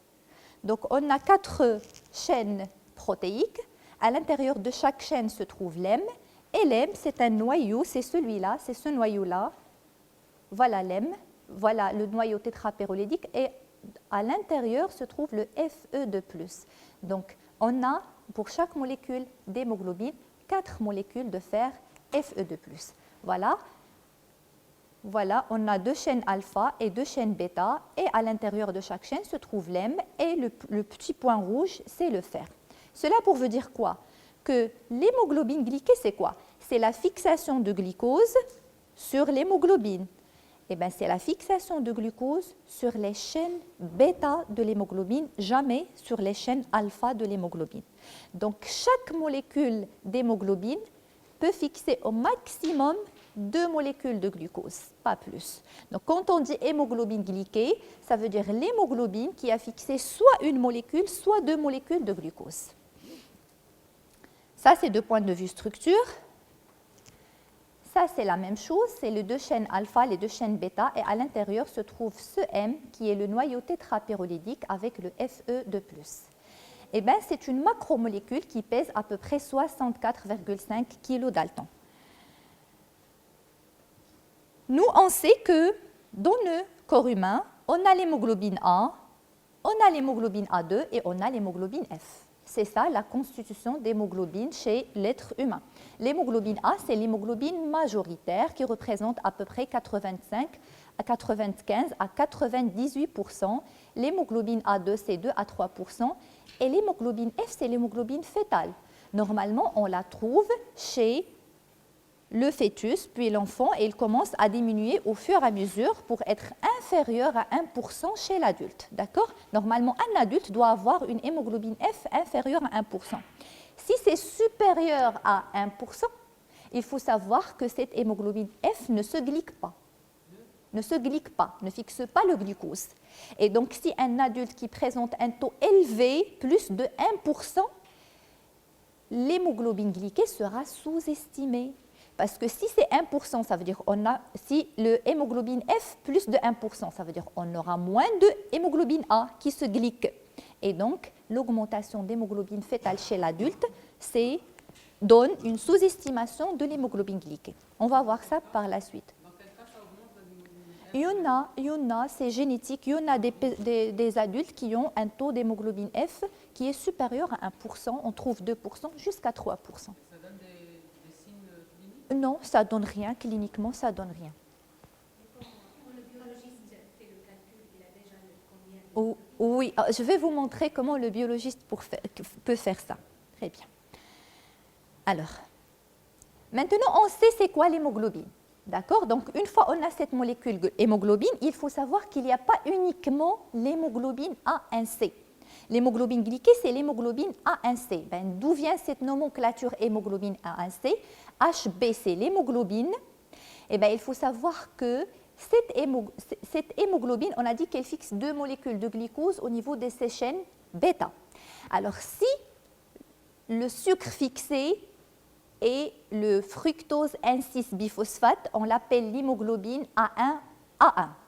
Si le glucose fixé, c'est le sucre fixé, c'est le glucose 6-phosphate, on l'appelle l'hémoglobine A1. Si c'est le pyruvate qui est fixé, c'est l'hémoglobine A1B. Mais si c'est le glucose qui est fixé sur le N-terminal d'au moins une chaîne bêta, à ce moment-là, on dit l'hémoglobine A1C. Hémoglobine A1C, ça veut dire que c'est une molécule d'hémoglobine qui a fixé au niveau de ses chaînes terminales une molécule de glucose. Et il faut savoir qu'il y a également l'hémoglobine A1B, l'hémoglobine A2 et l'hémoglobine A1, mais ils sont minoritaires. Pourquoi ils sont minoritaires? Parce que généralement, dans le corps humain, on ne trouve pas le pyruvate, le glucose 6-phosphate et le fructose 1,6-biphosphate dans la circulation sanguine. Ils sont utilisés rapidement pour le foie, soit pour synthétiser le glucose, et le pyruvate il est rapidement pris en charge pour le foie pour synthétiser le glucose via la voie de la néoglycogénèse. Également, le fructose 1,6-biphosphate il est utilisé pour synthétiser les acides puriques et pyrimidiques. Et le glucose 6-phosphate il est utilisé pour la glycogénogénèse. Donc, il ne se trouve pas dans la circulation. Le sucre disponible dans la circulation, c'est le glucose. Donc, systématiquement, c'est lui qui se fixe sur l'hémoglobine glyquée. Donc, ça, c'est la structure d'hémoglobine glyquée. Alors, cette fixation se fait comment? On va dire que cette molécule-là, c'est l'hémoglobine. C'est la chaîne bêta, chaîne alpha et chaîne alpha. Donc, on a chaîne bêta et on a le N-terminal de chaîne bêta qui va fixer cette molécule de glucose. Voilà, le glucose, c'est 6 molécules de carbone avec une fonction aldéhyde. Donc, cette fonction-là va se lier avec ce N-terminal de bêta. Voilà une première liaison qui est réversible. On peut revenir en arrière. On appelle la base de Schiff. Et pour la deuxième fois, c'est irréversible, c'est l'hémoglobine glyquée une fois pour toutes. Donc, on a un stade intermédiaire, passage de l'hémoglobine glyquée vers la base de Schiff, puis la glycation irréversible, c'est l'hémoglobine glyquée. Alors, l'hémoglobine glyquée, il faut savoir qu'il y a l'hémoglobine glyquée et l'hémoglobine glycosylée. Et ce n'est pas la même chose. Ben oui. Alors, l'hémoglobine glyquée, c'est un phénomène naturel qui ne nécessite pas une intervention d'enzymes. C'est physiologique. Regardez s'il vous plaît, le glucose se fixe directement sur la chaîne bêta de l'hémoglobine sans intervention d'enzymes. Pas d'enzymes. Et son appel, c'est une glycation. Mais là où il y a intervention d'enzymes, c'est une glycosylation. Et la glycosylation, l'hémoglobine glycosylée n'a rien à voir avec l'équilibre glycémique. C'est une molécule qui est utilisée pour la synthèse, qui entre dans la synthèse de certains produits complexes, de certaines protéines. Mais ce qui nous intéresse, nous, c'est l'hémoglobine glyquée qu'on dose, et plus jamais l'hémoglobine glycosylée. Donc c'est des nominations. C'est des nominations. On ne peut pas écrire hémoglobine glycosylée. Non, jamais. Oui, hémoglobine glyquée. Là, on ne la mesure pas. Ce qu'on mesure, c'est l'hémoglobine glyquée. Et c'est le phénomène naturel qui ne nécessite pas l'intervention d'enzymes. Alors, maintenant, c'est quoi l'intérêt de doser cette molécule glyquée? Alors, il faut savoir que la glycation est un processus physiologique dont l'intensité augmente avec la glycémie. Donc, plus de glucose dans le sang, plus de glycation, parce que l'hémoglobine, elle est là. Donc, si le taux augmente, il y aura plus de glycation. Eh bien, l'hémoglobine glyquée, c'est un reflet cumulatif et rétrospectif de la quantité de l'équilibre glycémique de 12 semaines. Mais ce marqueur-là, l'hémoglobine glyquée, il est intéressant. Pourquoi? Parce que pour nous, pour les biologistes ou bien pour les cliniciens, il a des avantages l'hémoglobine glyquée. Premier avantage, c'est que le patient ne doit pas être à jeun. Le jeûne n'influence plus jamais l'hémoglobine glyquée. La glycémie, oui, parce que la glycémie, c'est à jour J. Je viens et si le patient n'est pas à jeun, elle va se trouver augmentée. Mais l'hémoglobine glyquée, elle reflète l'équilibre glycémique de 3 mois. Donc, si le patient non à jeun en une journée, ça ne change rien, d'une part. D'autre part, il est stable. L'hémoglobine glyquée, il est stable et elle n'est pas affectée par le stress. On sait que si on est stressé, la glycémie se change. Le cortisol, c'est une hormone hyperglycémiante. Donc, si on est stressé, il y aura un risque d'avoir une fausse hyperglycémie. Donc, le stress peut modifier la glycémie, mais il ne peut jamais modifier la valeur de l'hémoglobine glyquée. Et dernière chose, c'est que le dosage de l'hémoglobine glyquée, il est standardisé. Standardisé, ça veut dire quoi? Ça veut dire qu'il y a des sociétés savantes, on va voir que c'est l'IFCC et le NGPS, ce sont des sociétés savantes qui ont standardisé ce dosage. Ça veut dire qu'il y a des méthodes qui seront reconnues pour le dosage d'hémoglobine glyquée et on peut faire les dosages dans des laboratoires différents, on peut faire des dosages dans des conditions différentes et les valeurs ne changent pas. Donc c'est tellement stable et c'est tellement un marqueur, donc on peut dire que c'est le reflet de l'équilibre glycémique par excellence, jusque-là. Après, également parmi les avantages de l'hémoglobine glyquée, on sait que la glycémie, il y a des études qui ont été faites et qui ont montré que la glycémie, elle est en correspondance avec l'hémoglobine glyquée, à savoir il y a une règle qui dit que la glycémie égale 35,6, le taux de l'hémoglobine glyquée, moins 67,3 fois 0,01. Donc à partir de la valeur d'hémoglobine glyquée, on peut déduire la valeur de la glycémie si le patient n'est pas à jeun, par exemple, ou bien si le patient il est stressé. Donc, on préfère doser l'hémoglobine glyquée, et ce sont des études qui ont en cours et qui ont montré leur fiabilité, qu'à partir de la valeur de l'hémoglobine glyquée, on peut déduire la valeur de la glycémie. Ça, je vais dire juste un tout petit mot. Je vais dire que la technique avec laquelle on dosage, et c'était ça votre question, je vais toucher un mot à propos de la technique. Pourquoi? Pour dire comment on peut savoir que, par exemple, le patient est là une hémoglobinose F qui est augmentée. La technique qu'on utilise, nous, dans le laboratoire, on fait un prélèvement du sang veineux au pli de coude. On dose sur sang total, on ne dose pas sur sérum. Carrément, on cherche à éclater, à agiter le tube pour éclater les globules rouges, pour faire sortir l'hémoglobine glyquée. L'hémoglobine glyquée, quand on a montré ça un jour aux externes, il nous a dit, ah bon, donc la glycation, ça se passe à l'intérieur des globules rouges. Oui, ça se passe à l'intérieur des globules rouges. La glycation ne se passe pas au niveau du sérum, du plasma. C'est à l'intérieur du globule rouge. Parce qu'on a l'hémoglobine à l'intérieur du globule rouge, et les globules rouges possèdent les GLUT 1, les GLUT 2, les transporteurs de glucose. Et le glucose entre pour ce glyque à l'intérieur. Et nous, quand on veut doser, on agite les tubes pour faire éclater les globules rouges, pour faire sortir cette hémoglobine glyquée, pour la doser par la suite. On fait le tube mauve, qui est le DTA, le dééthylène-diamine, et on dose par une technique qu'on appelle l'HPLC. L'HPLC, c'est quoi? C'est la chromatographie liquide haute performance. Et je veux vous dire pourquoi cette technique, c'est la technique de référence, et pourquoi elle est utilisée pour doser l'hémoglobine glyquée. Après, une fois dosé l'hémoglobine glyquée, on a les valeurs de référence. Les valeurs de référence que vous utilisez, on a généralement soit le NGSP ou bien l'IFCC. Alors l'IFCC, c'est l'International Fédération de Chimie Clinique. Et le NGSP, c'est National Hémoglobine Glyquée, Glycation Hémoglobine Standardisation Programme. Alors 4% d'hémoglobine, c'est l'équivalent de 20 millimoles par mol. 6% d'hémoglobine, c'est l'équivalent de 42, 7 c'est l'équivalent de 53 et 8 c'est l'équivalent de 64. Selon le laboratoire, vous allez trouver parfois des résultats en pourcentage, exprimés en pourcentage, et parfois des résultats exprimés en millimoles par mol. Maintenant, on sait c'est quoi l'hémoglobine glyquée, comment on la dose, son intérêt, mais ses limites. Donc, à ce moment-là, on va essayer de répondre à la question. Ses limites.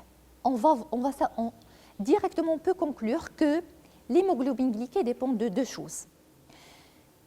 c'est une structure, c'est une protéine qui se trouve à l'intérieur des globules rouges. Donc, elle dépend de la durée de vie des globules rouges et de la structure de la protéine lui-même.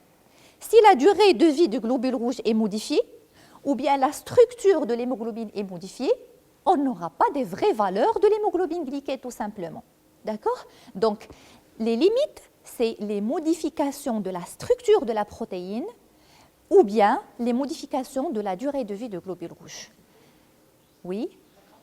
La quantité, oui, la durée de vie, oui, la quantité, l'anémie, on va parler de tout ça rapidement, très bien. Alors, la valeur sémiologique de l'hémoglobine glyquée comme marqueur rétrospectif et cumulatif de l'équilibre glycémique chez les patients diabétiques est conditionnée par deux choses, d'une durée de vie normale des hématies et d'une synthèse normale de l'hémoglobine glyquée. Si l'une ou l'autre est touchée, l'hémoglobine glyquée ne reflète pas l'équilibre glycémique. Donc, un des deux paramètres modifiés, l'interprétation de dosage devient au minimum délicate et au maximum impossible. Dans certains cas, c'est impossible d'interpréter et de suivre le patient par l'hémoglobine glyquée. Nous, parfois, et il nous a arrivé, nous, dans le laboratoire de biochimie de CHU Ibn Rushd, on a le service d'endocrino, dont le chef de service est professeur Chadli, et elle avait des patients qui sont diabétiques. Et elle était sûre que les patients sont diabétiques, la glycémie est toujours augmentée, ils ont des complications. Mais nous, quand on dose, mais elle, quand elle demande l'hémoglobine glyquée, elle trouve des valeurs normales de l'hémoglobine glyquée. Eh bien, on a trouvé par la suite des explications que je vais vous montrer par la suite. Alors, les choses physiologiques qui peuvent modifier la glycation sont entrées dans la pathologie. On a la glycation, c'est une fixation de glucose sur protéines. Donc, c'est un phénomène qui est chimique, qui est métabolique.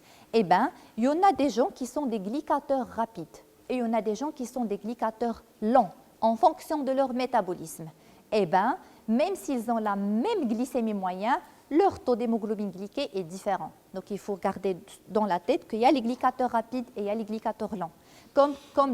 Oui.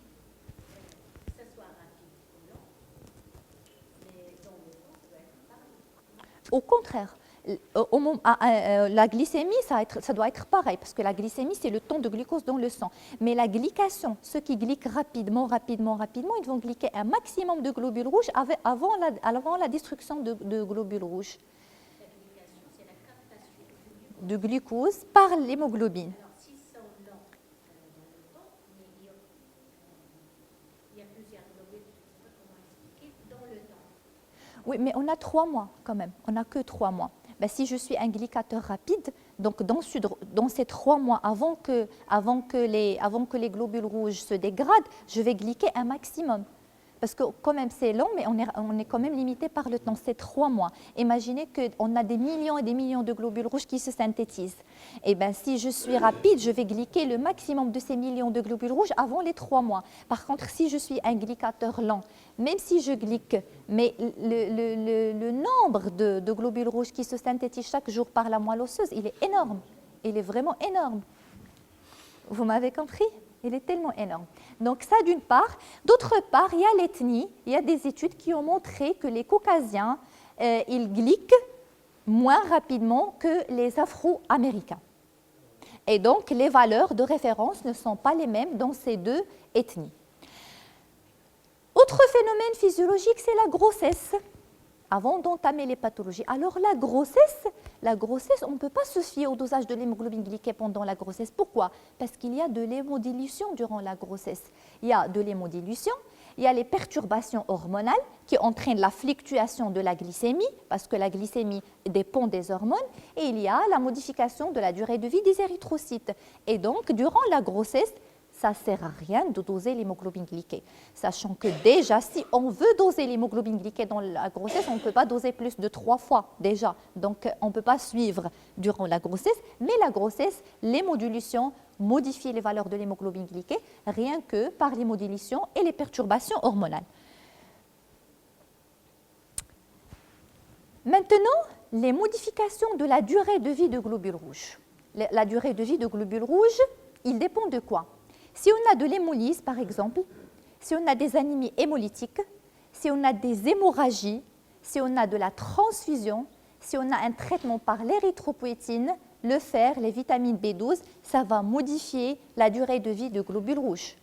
Et à ce moment-là, il faut faire attention. Si j'ai un patient qui est transfusé ou bien qui vient d'être transfusé, je ne peux pas le suivre par l'hémoglobine glyquée. Ce n'est pas possible. Il vient d'être transfusé, donc déjà, entre parenthèses, il y a des études qui me disent que le sang utilisé n'est pas glyqué, mais j'ai déjà donné des molécules d'hémoglobine pour ce patient-là, comme si j'ai augmenté la durée de vie du globule rouge. C'est la même chose. Si un patient il est traité par l'érythropoïétine, il entre dans la synthèse des globules rouges. Le fer aussi, vitamine B12. Et donc, ces situations-là ne sont pas rares. Il est donc important de les prendre en considération lors de l'interprétation de l'hémoglobine glyquée. Si j'ai mon patient qui présente une anémie hémolytique, ou bien des hémorragies, ou bien qui vient d'être traité ou transfusé, ça ne sert à rien de le suivre par l'hémoglobine glyquée.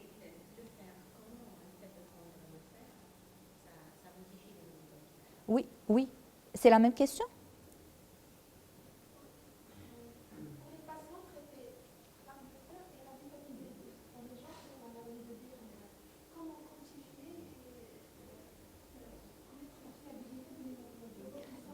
C'est prouvé que ce n'est pas fiable, c'est prouvé que pour ces patients-là, il ne faut pas les suivre par l'hémoglobine glyquée.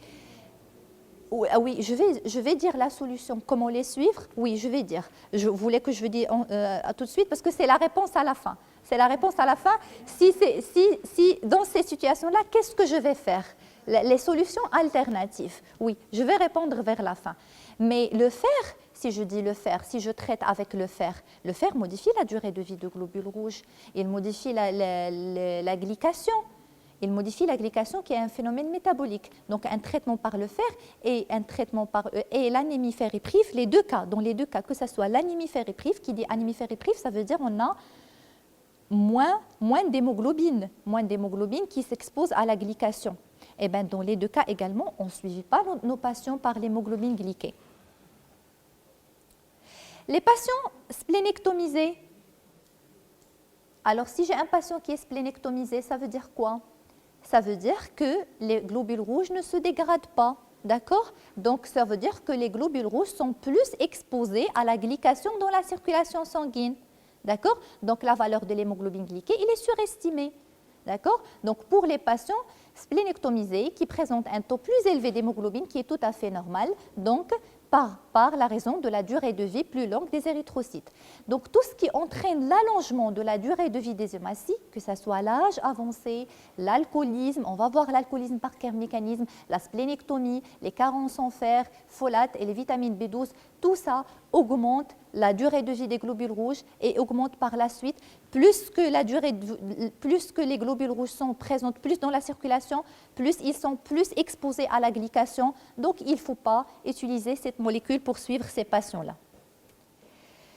Ça, c'est juste un récap. La modification de la vue des hématies, la destruction des hématies, les hémorragies, la spoliation, la dégradation, les anémies hémolytiques, tout ça interfère avec les dosages de l'hémoglobine glyquée. Mais si on a terminé avec la durée de vie du globule rouge, on passe à la structure de la protéine elle-même. Parce qu'on a dit on a deux choses, soit modification de la durée de vie du globule rouge, soit la modification de l'hémoglobine. Alors on a dit quoi à propos de l'hémoglobine glyquée? On a dit que c'est une protéine et que c'est une protéine qui est formée par 4 chaînes. Et ces 4 chaînes-là sont formées par 161 et 146 acides aminés. Et il y a une succession des acides aminés. Ça, c'est l'hémoglobine normale. Mais on sait qu'il y a les variants d'hémoglobine, comme drépanocytose S, ou bien les thalassémies, alpha-thalassémie, ou bien les bêta-thalassémies, ou bien l'hémoglobinose C.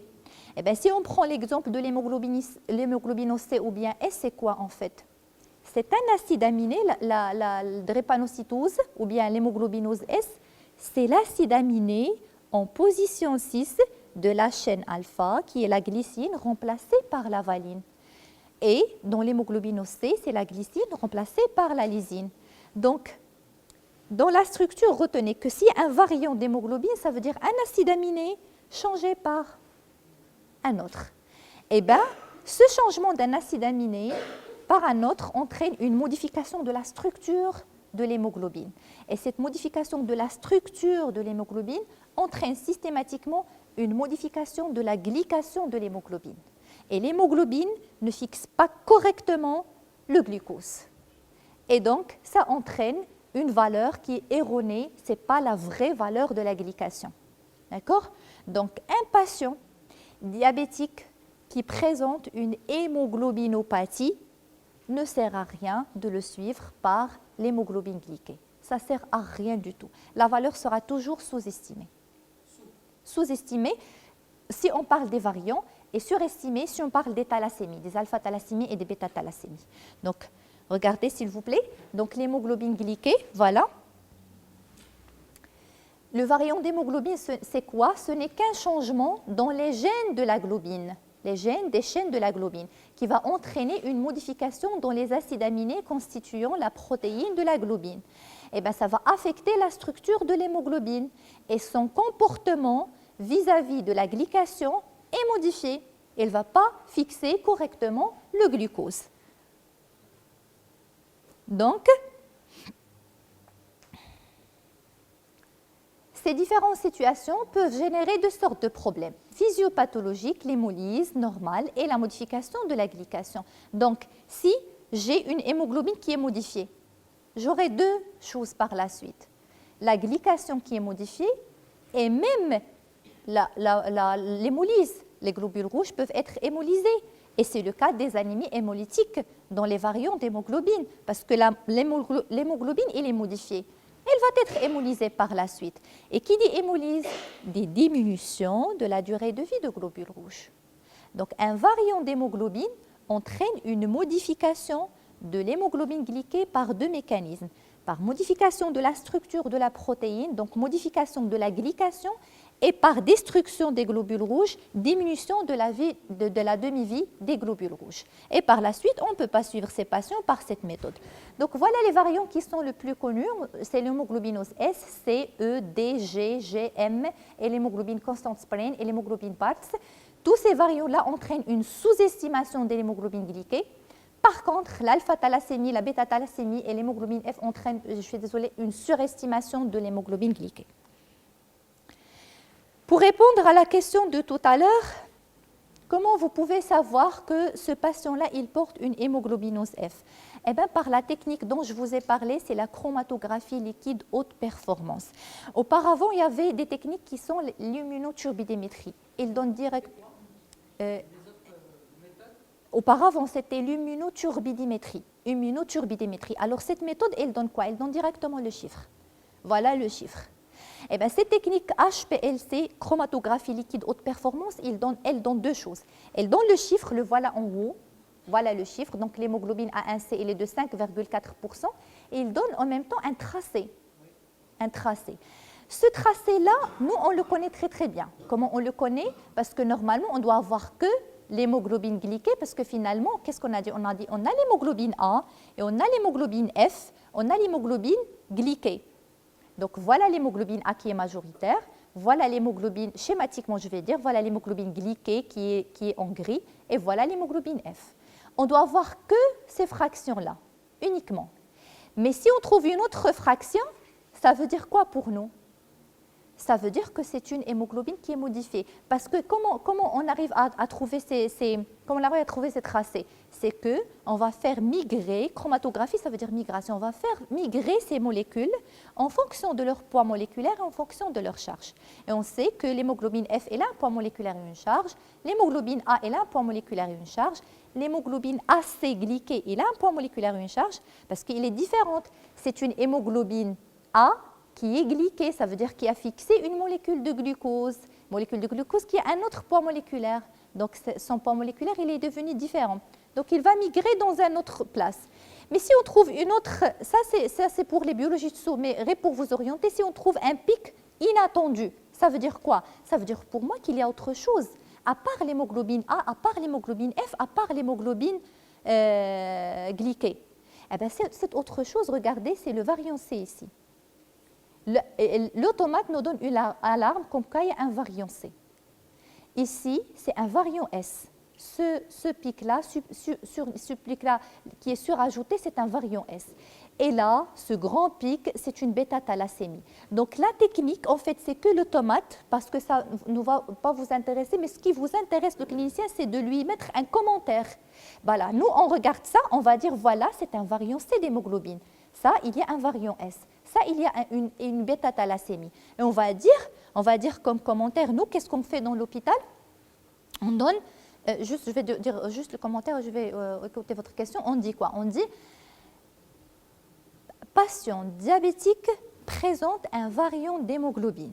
La valeur d'hémoglobine glyquée, elle est sous-estimée ou bien elle est surestimée selon le type de variant. Ben, si c'est C ou bien S, on va dire sous-estimé.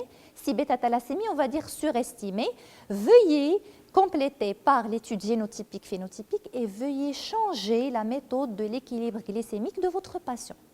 Et eux, ils changent. Ils ne dosent plus l'hémoglobine glyquée. C'était le cas dont je vous ai parlé tout à l'heure. Le patient, il était diabétique, mais il était porteur d'un variant C. Et quand ils envoient le patient à titre externe par les techniques qui ne font pas cette chromatographie, ils auront juste le résultat. Et le résultat était normal de 6,5. Donc pour eux, c'est aberrant, ce n'est pas possible. Mais avec la technique, on a pu montrer pourquoi. Parce qu'il y a une grande partie d'hémoglobine qui ne se clique pas correctement, il y a l'hémolyse et donc la glycation ne se fait pas correctement. Oui. Plus d'un variant, oui.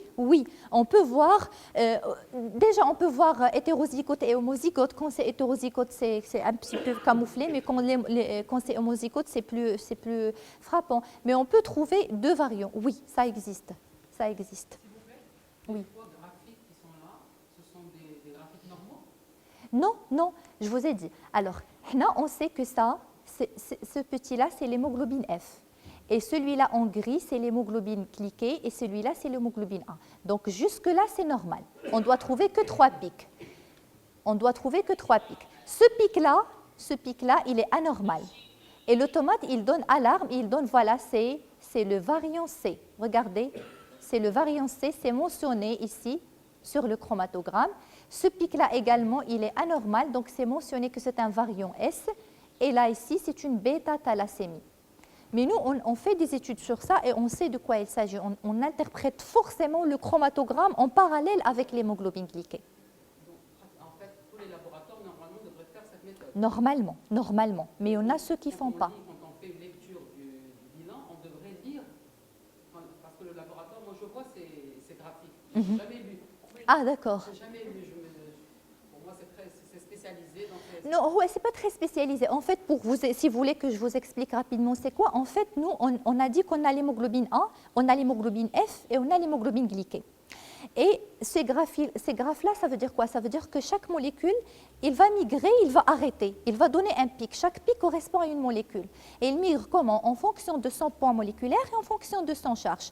Et donc, on sait que l'hémoglobine F, elle a un petit poids moléculaire, elle a un grand poids moléculaire, elle va s'arrêter rapidement dans la migration. On sait que c'est l'hémoglobine glyquée. Elle a fixé le glucose et le glucose, il a 6 fonctions OH-. Il est très négatif. Et donc, également, la charge, elle s'arrête là. Et puis, ici, on a l'hémoglobine A. Et donc, normalement, on doit avoir que ces 3 pics, normalement. C'est ça ce qui est normal. Voilà, c'est ça ce qui est normal. Oui, les 3 premiers, c'est normal. Après, on doit trouver rien. D'accord? Mais ici, si on trouve un pic comme ça, c'est pas normal. Ça veut dire qu'il y a quelque chose qui a un autre poids moléculaire et une autre charge. Et bien, effectivement, il y a l'acide aminé qui est modifié, qui a modifié la charge et qui a modifié le poids moléculaire de l'hémoglobine. Et bien, quand il a migré, quand je trouve ça, directement, voilà, il sait très bien là où il migre. L'automate sait très bien là où il migre le variant C. Donc voilà, c'est le variant C, c'est mentionné ici. Non, ça c'est une chromatographie liquide haute performance d'hémoglobine. L'électrophorèse des protéines, c'est une technique également qui donne des tracés, mais c'est autre chose, c'est les protéines de sang. Ça, on l'appelle le chromatogramme de l'hémoglobine glyquée. Oui. Est-ce que toujours on doit demander, si on demande l'hémoglobine glyquée, c'est-à-dire de demander de faire cette chromatographie? Oui, normalement ça doit, mais il y en a des laboratoires qui n'utilisent pas cette technique, parce que c'est une technique quand même qui est je ne vais pas dire qui est très, très avancé parce que l'HPLC il est utilisé depuis des années dans les laboratoires. Mais ça nécessite un petit automate à part, qu'on appelle l'ADAMS, ou bien un petit automate à part. Tous les laboratoires ne se disposent pas, mais généralement non, dans le CHU, oui.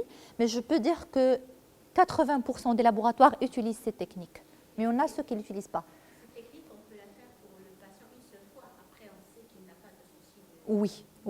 Oui, on peut la faire une seule fois, puis vous pouvez faire dans un laboratoire qui utilise autre technique. Mais si jamais vous aurez un doute, c'est-à-dire là où il y a une discordance entre le chiffre donné par le biologiste et les signes cliniques, à ce moment-là, il faut réfléchir à cette technique, il faut réfléchir aux variants d'hémoglobine.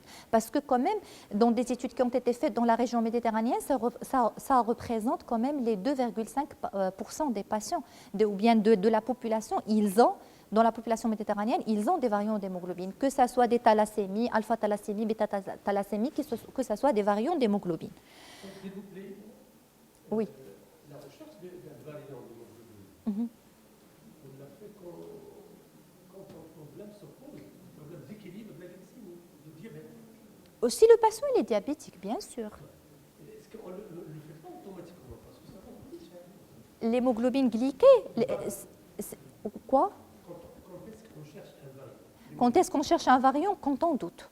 Quand il y a une discordance entre notre valeur d'hémoglobine glyquée et notre patient cliniquement.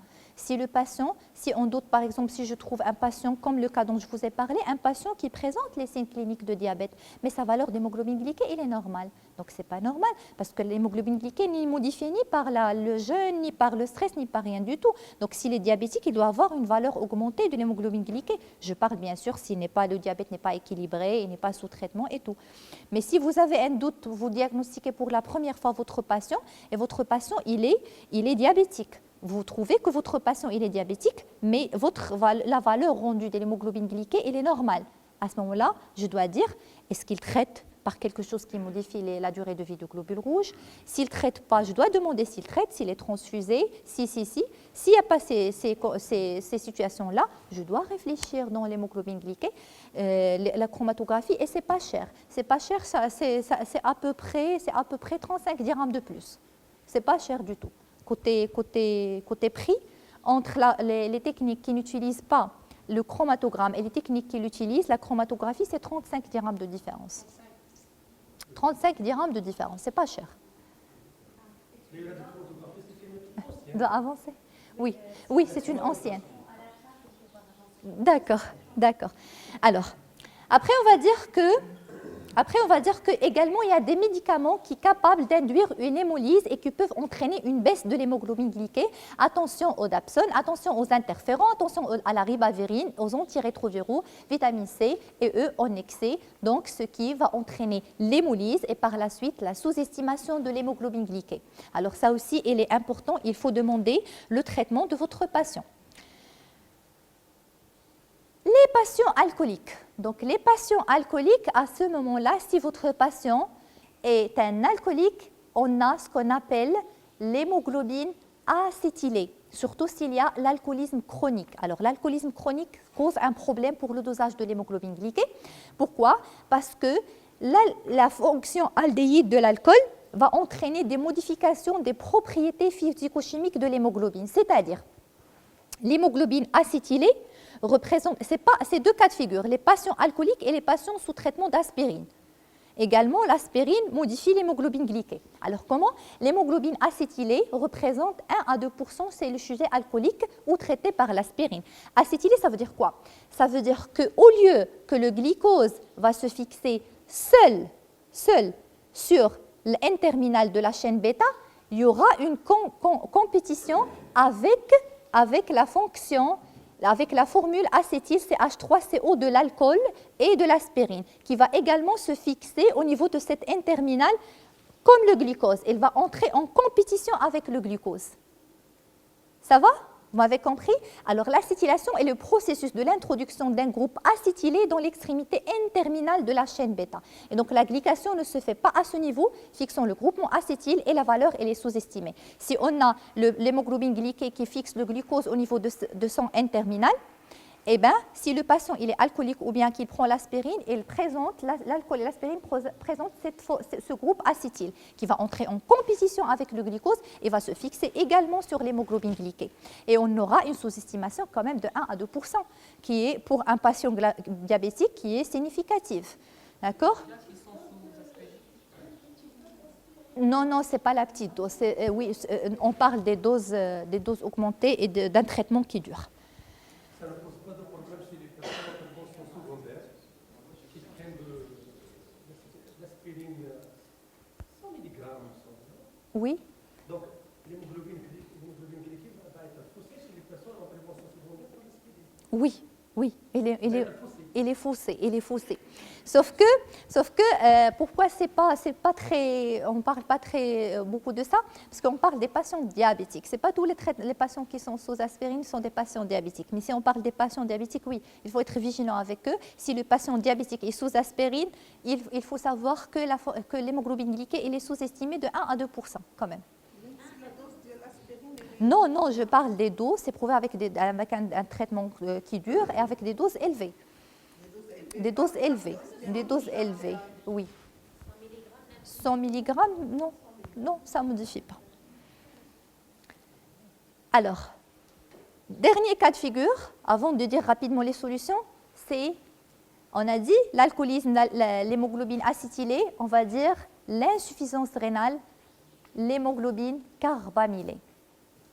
Alors, il faut savoir que dans l'insuffisance rénale, si votre patient diabétique est insuffisant, présente une insuffisance rénale, qu'est-ce qu'il y a? Il y a de l'urée dans l'insuffisance rénale. Et l'urée se dissocie et donne l'ammoniac et donne les cyanates. La dissociation de l'urée donne l'ammoniac et donne le cyanate. Et le cyanate va se transformer par la suite en acide isocyanique qui va se fixer sur les groupements amines. Ça veut dire que l'urée va se dégrader pour donner l'ammoniac et les cyanates se transforment en isocyanique, et en transformant en isocyanique, ça va se glyquer. Il va se fixer sur le N-terminal de l'hémoglobine glyquée, tout comme le glucose. Mais la différence ici, c'est qu'il sera considéré, c'est un point négatif de toutes les techniques de dosage de l'hémoglobine glyquée, il va être considéré comme une hémoglobine glyquée. Et il va être pris, il va être dosé par l'automate et la valeur sera surestimée. Oui, elle sera surestimée. Donc pour un patient diabétique qui présente une insuffisance rénale, l'accumulation de l'urée donne l'isocyanate qui va se fixer sur l'hémoglobine glyquée et qui va être considérée comme une hémoglobine glyquée par les techniques de dosage et qui va donner une valeur surestimée de l'hémoglobine glyquée. Là, ça me venir une question. Oui. Donc, quand tu dis que l'hémoglobine est surestimée ou sous-estimée, est-ce qu'il y a des méthodes de dosage, des méthodes de correction? De correction, non, mais des méthodes alternatives. Il y a des méthodes alternatives. De correction, non. De correction, non, pour le moment. Correction de dosage de l'hémoglobine, pour le moment, non. Mais il y a des alternatives. C'est le dernier chapitre dont on va parler. Alors, l'hémoglobine labile, ça. Alors ça, c'est juste un récap. Les situations qui surestiment et les situations qui sous-estiment, c'est tout ce qu'on a dit. Alors, les dernières solutions de remplacement. Donc, on a vu que quand même, les situations sont nombreuses. Donc, on a dit des situations physiologiques, la grossesse et la glycation, le métabolisme. Et on a dit des situations qui sont pathologiques, l'hémolyse, les variants d'hémoglobine, la consommation d'alcool, de l'aspirine chez l'insuffisant rénal. Et donc, les solutions, il y en a pour le moment 3. Voire une 4e, je vais la dire oralement, mais ce n'est pas parce que ce n'est pas encore publié. Alors la première, c'est les fructosamines. Les fructosamines, je pense que vous connaissez très très bien. Alors les fructosamines, ils ont un avantage et des inconvénients. L'avantage des fructosamines, c'est qu'ils ne sont pas modifiés par tout ce qu'on a dit, ni par l'insuffisance rénale, ni par ils ne se modifient pas, la structure il est intacte, il n'y a pas de variant d'hémoglobine, ils ne sont pas modifiés. Mais ils ont 2 inconvénients, parce que quand on dit fructosamine, c'est toutes les protéines du sang que c'est glyque. Quand on dit hémoglobine glyquée, c'est uniquement l'hémoglobine glyquée qui se glyque. Mais quand on dit fructosamine, c'est toutes les molécules de sang, d'accord? Toutes les protéines de sang. Le premier inconvénient, c'est qu'elle reflète l'équilibre glycémique de 2 à 3 semaines au lieu de 2 à 3 mois. Et donc, c'est lourd pour le patient et le coût, et c'est traumatisant de piquer le patient diabétique tous les 2 à 3 mois par rapport à tous les 2 à 3 semaines par rapport à 2 à 3 mois. Donc ça, c'est un inconvénient. Deuxième inconvénient, c'est qu'ils sont chers. Par rapport à l'hémoglobine glyquée, le coût est cher. Mais si mon patient, si je n'ai pas le choix, si mon patient présente un variant d'hémoglobine et je dois le suivre, vaut mieux le suivre par les fructosamines au lieu de les suivre par l'hémoglobine glyquée. Deuxième solution, reste 2 diapos. Deuxième solution, c'est les cycles glycémiques. Les cycles glycémiques, ça se fait au niveau de l'hôpital. Je pense que vous également, vous les faites. Les cycles glycémiques, ça veut dire classiquement, le patient est son propre témoin, tout court. Ça veut dire que lui, il va être hospitalisé pendant une journée. Classiquement, on va faire un cycle glycémique, une première glycémie à 8 heures, puis le petit déjeuner, puis une deuxième glycémie à 11 heures, un déjeuner vers midi et les glycémies postprandiales vers 14h et 17h. Ça veut dire que le patient est son propre témoin tout court. Et l'autre solution, c'est l'albumine glyquée. Tout comme l'hémoglobine glyquée, il y a l'albumine qui se glyque. Et l'albumine, c'est une protéine, c'est le transporteur universel du corps humain. Elle reflète également l'équilibre glycémique de 2 à 3 semaines. C'est un inconvénient par rapport à l'hémoglobine glyquée. Mais le meilleur avantage de l'albumine, c'est qu'il n'est plus modifié par l'insuffisance rénale. Ça vece que l'urémie, la transfusion sanguine également, l'atteinte rénale ne modifie pas l'albumine glyquée. La quatrième solution, mais la quatrième solution, ce n'est pas publié, c'est que pour les patients qui ont des variants d'hémoglobine, il y en a des études qui se font actuellement qui disent qu'on peut ramener, on a un patient qui a un variant d'hémoglobine et qui est diabétique. On peut ramener quelqu'un de sa famille, son frère ou bien son père, qui est également porteur de même variant d'hémoglobine, mais qui n'est pas diabétique. Il peut être sans témoin. Mais le problème, c'est qu'on parle du métabolisme. Et quand on parle du métabolisme, là, il y a plusieurs points d'interrogation. Et les études sont toujours en cours. Ben, je pense que j'ai terminé. J'ai 2 mots à dire qu'il faut, oui, c'est la molécule formidable. Il faut suivre les patients diabétiques par l'hémoglobine glyquée, mais il faut être vigilant. Ce n'est pas toujours le cas. Et j'insiste sur la place de la collaboration clinico-biologique. Merci.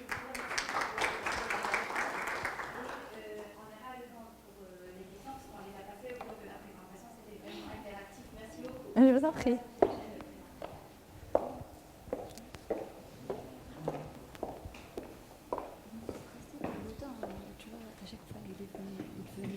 C'est pas grave.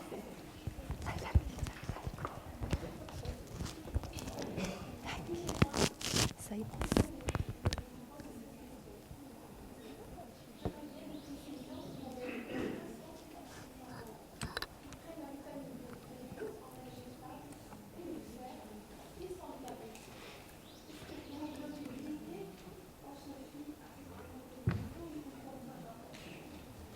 Qui présente un traitement par l'acide folique et par la vitamine C.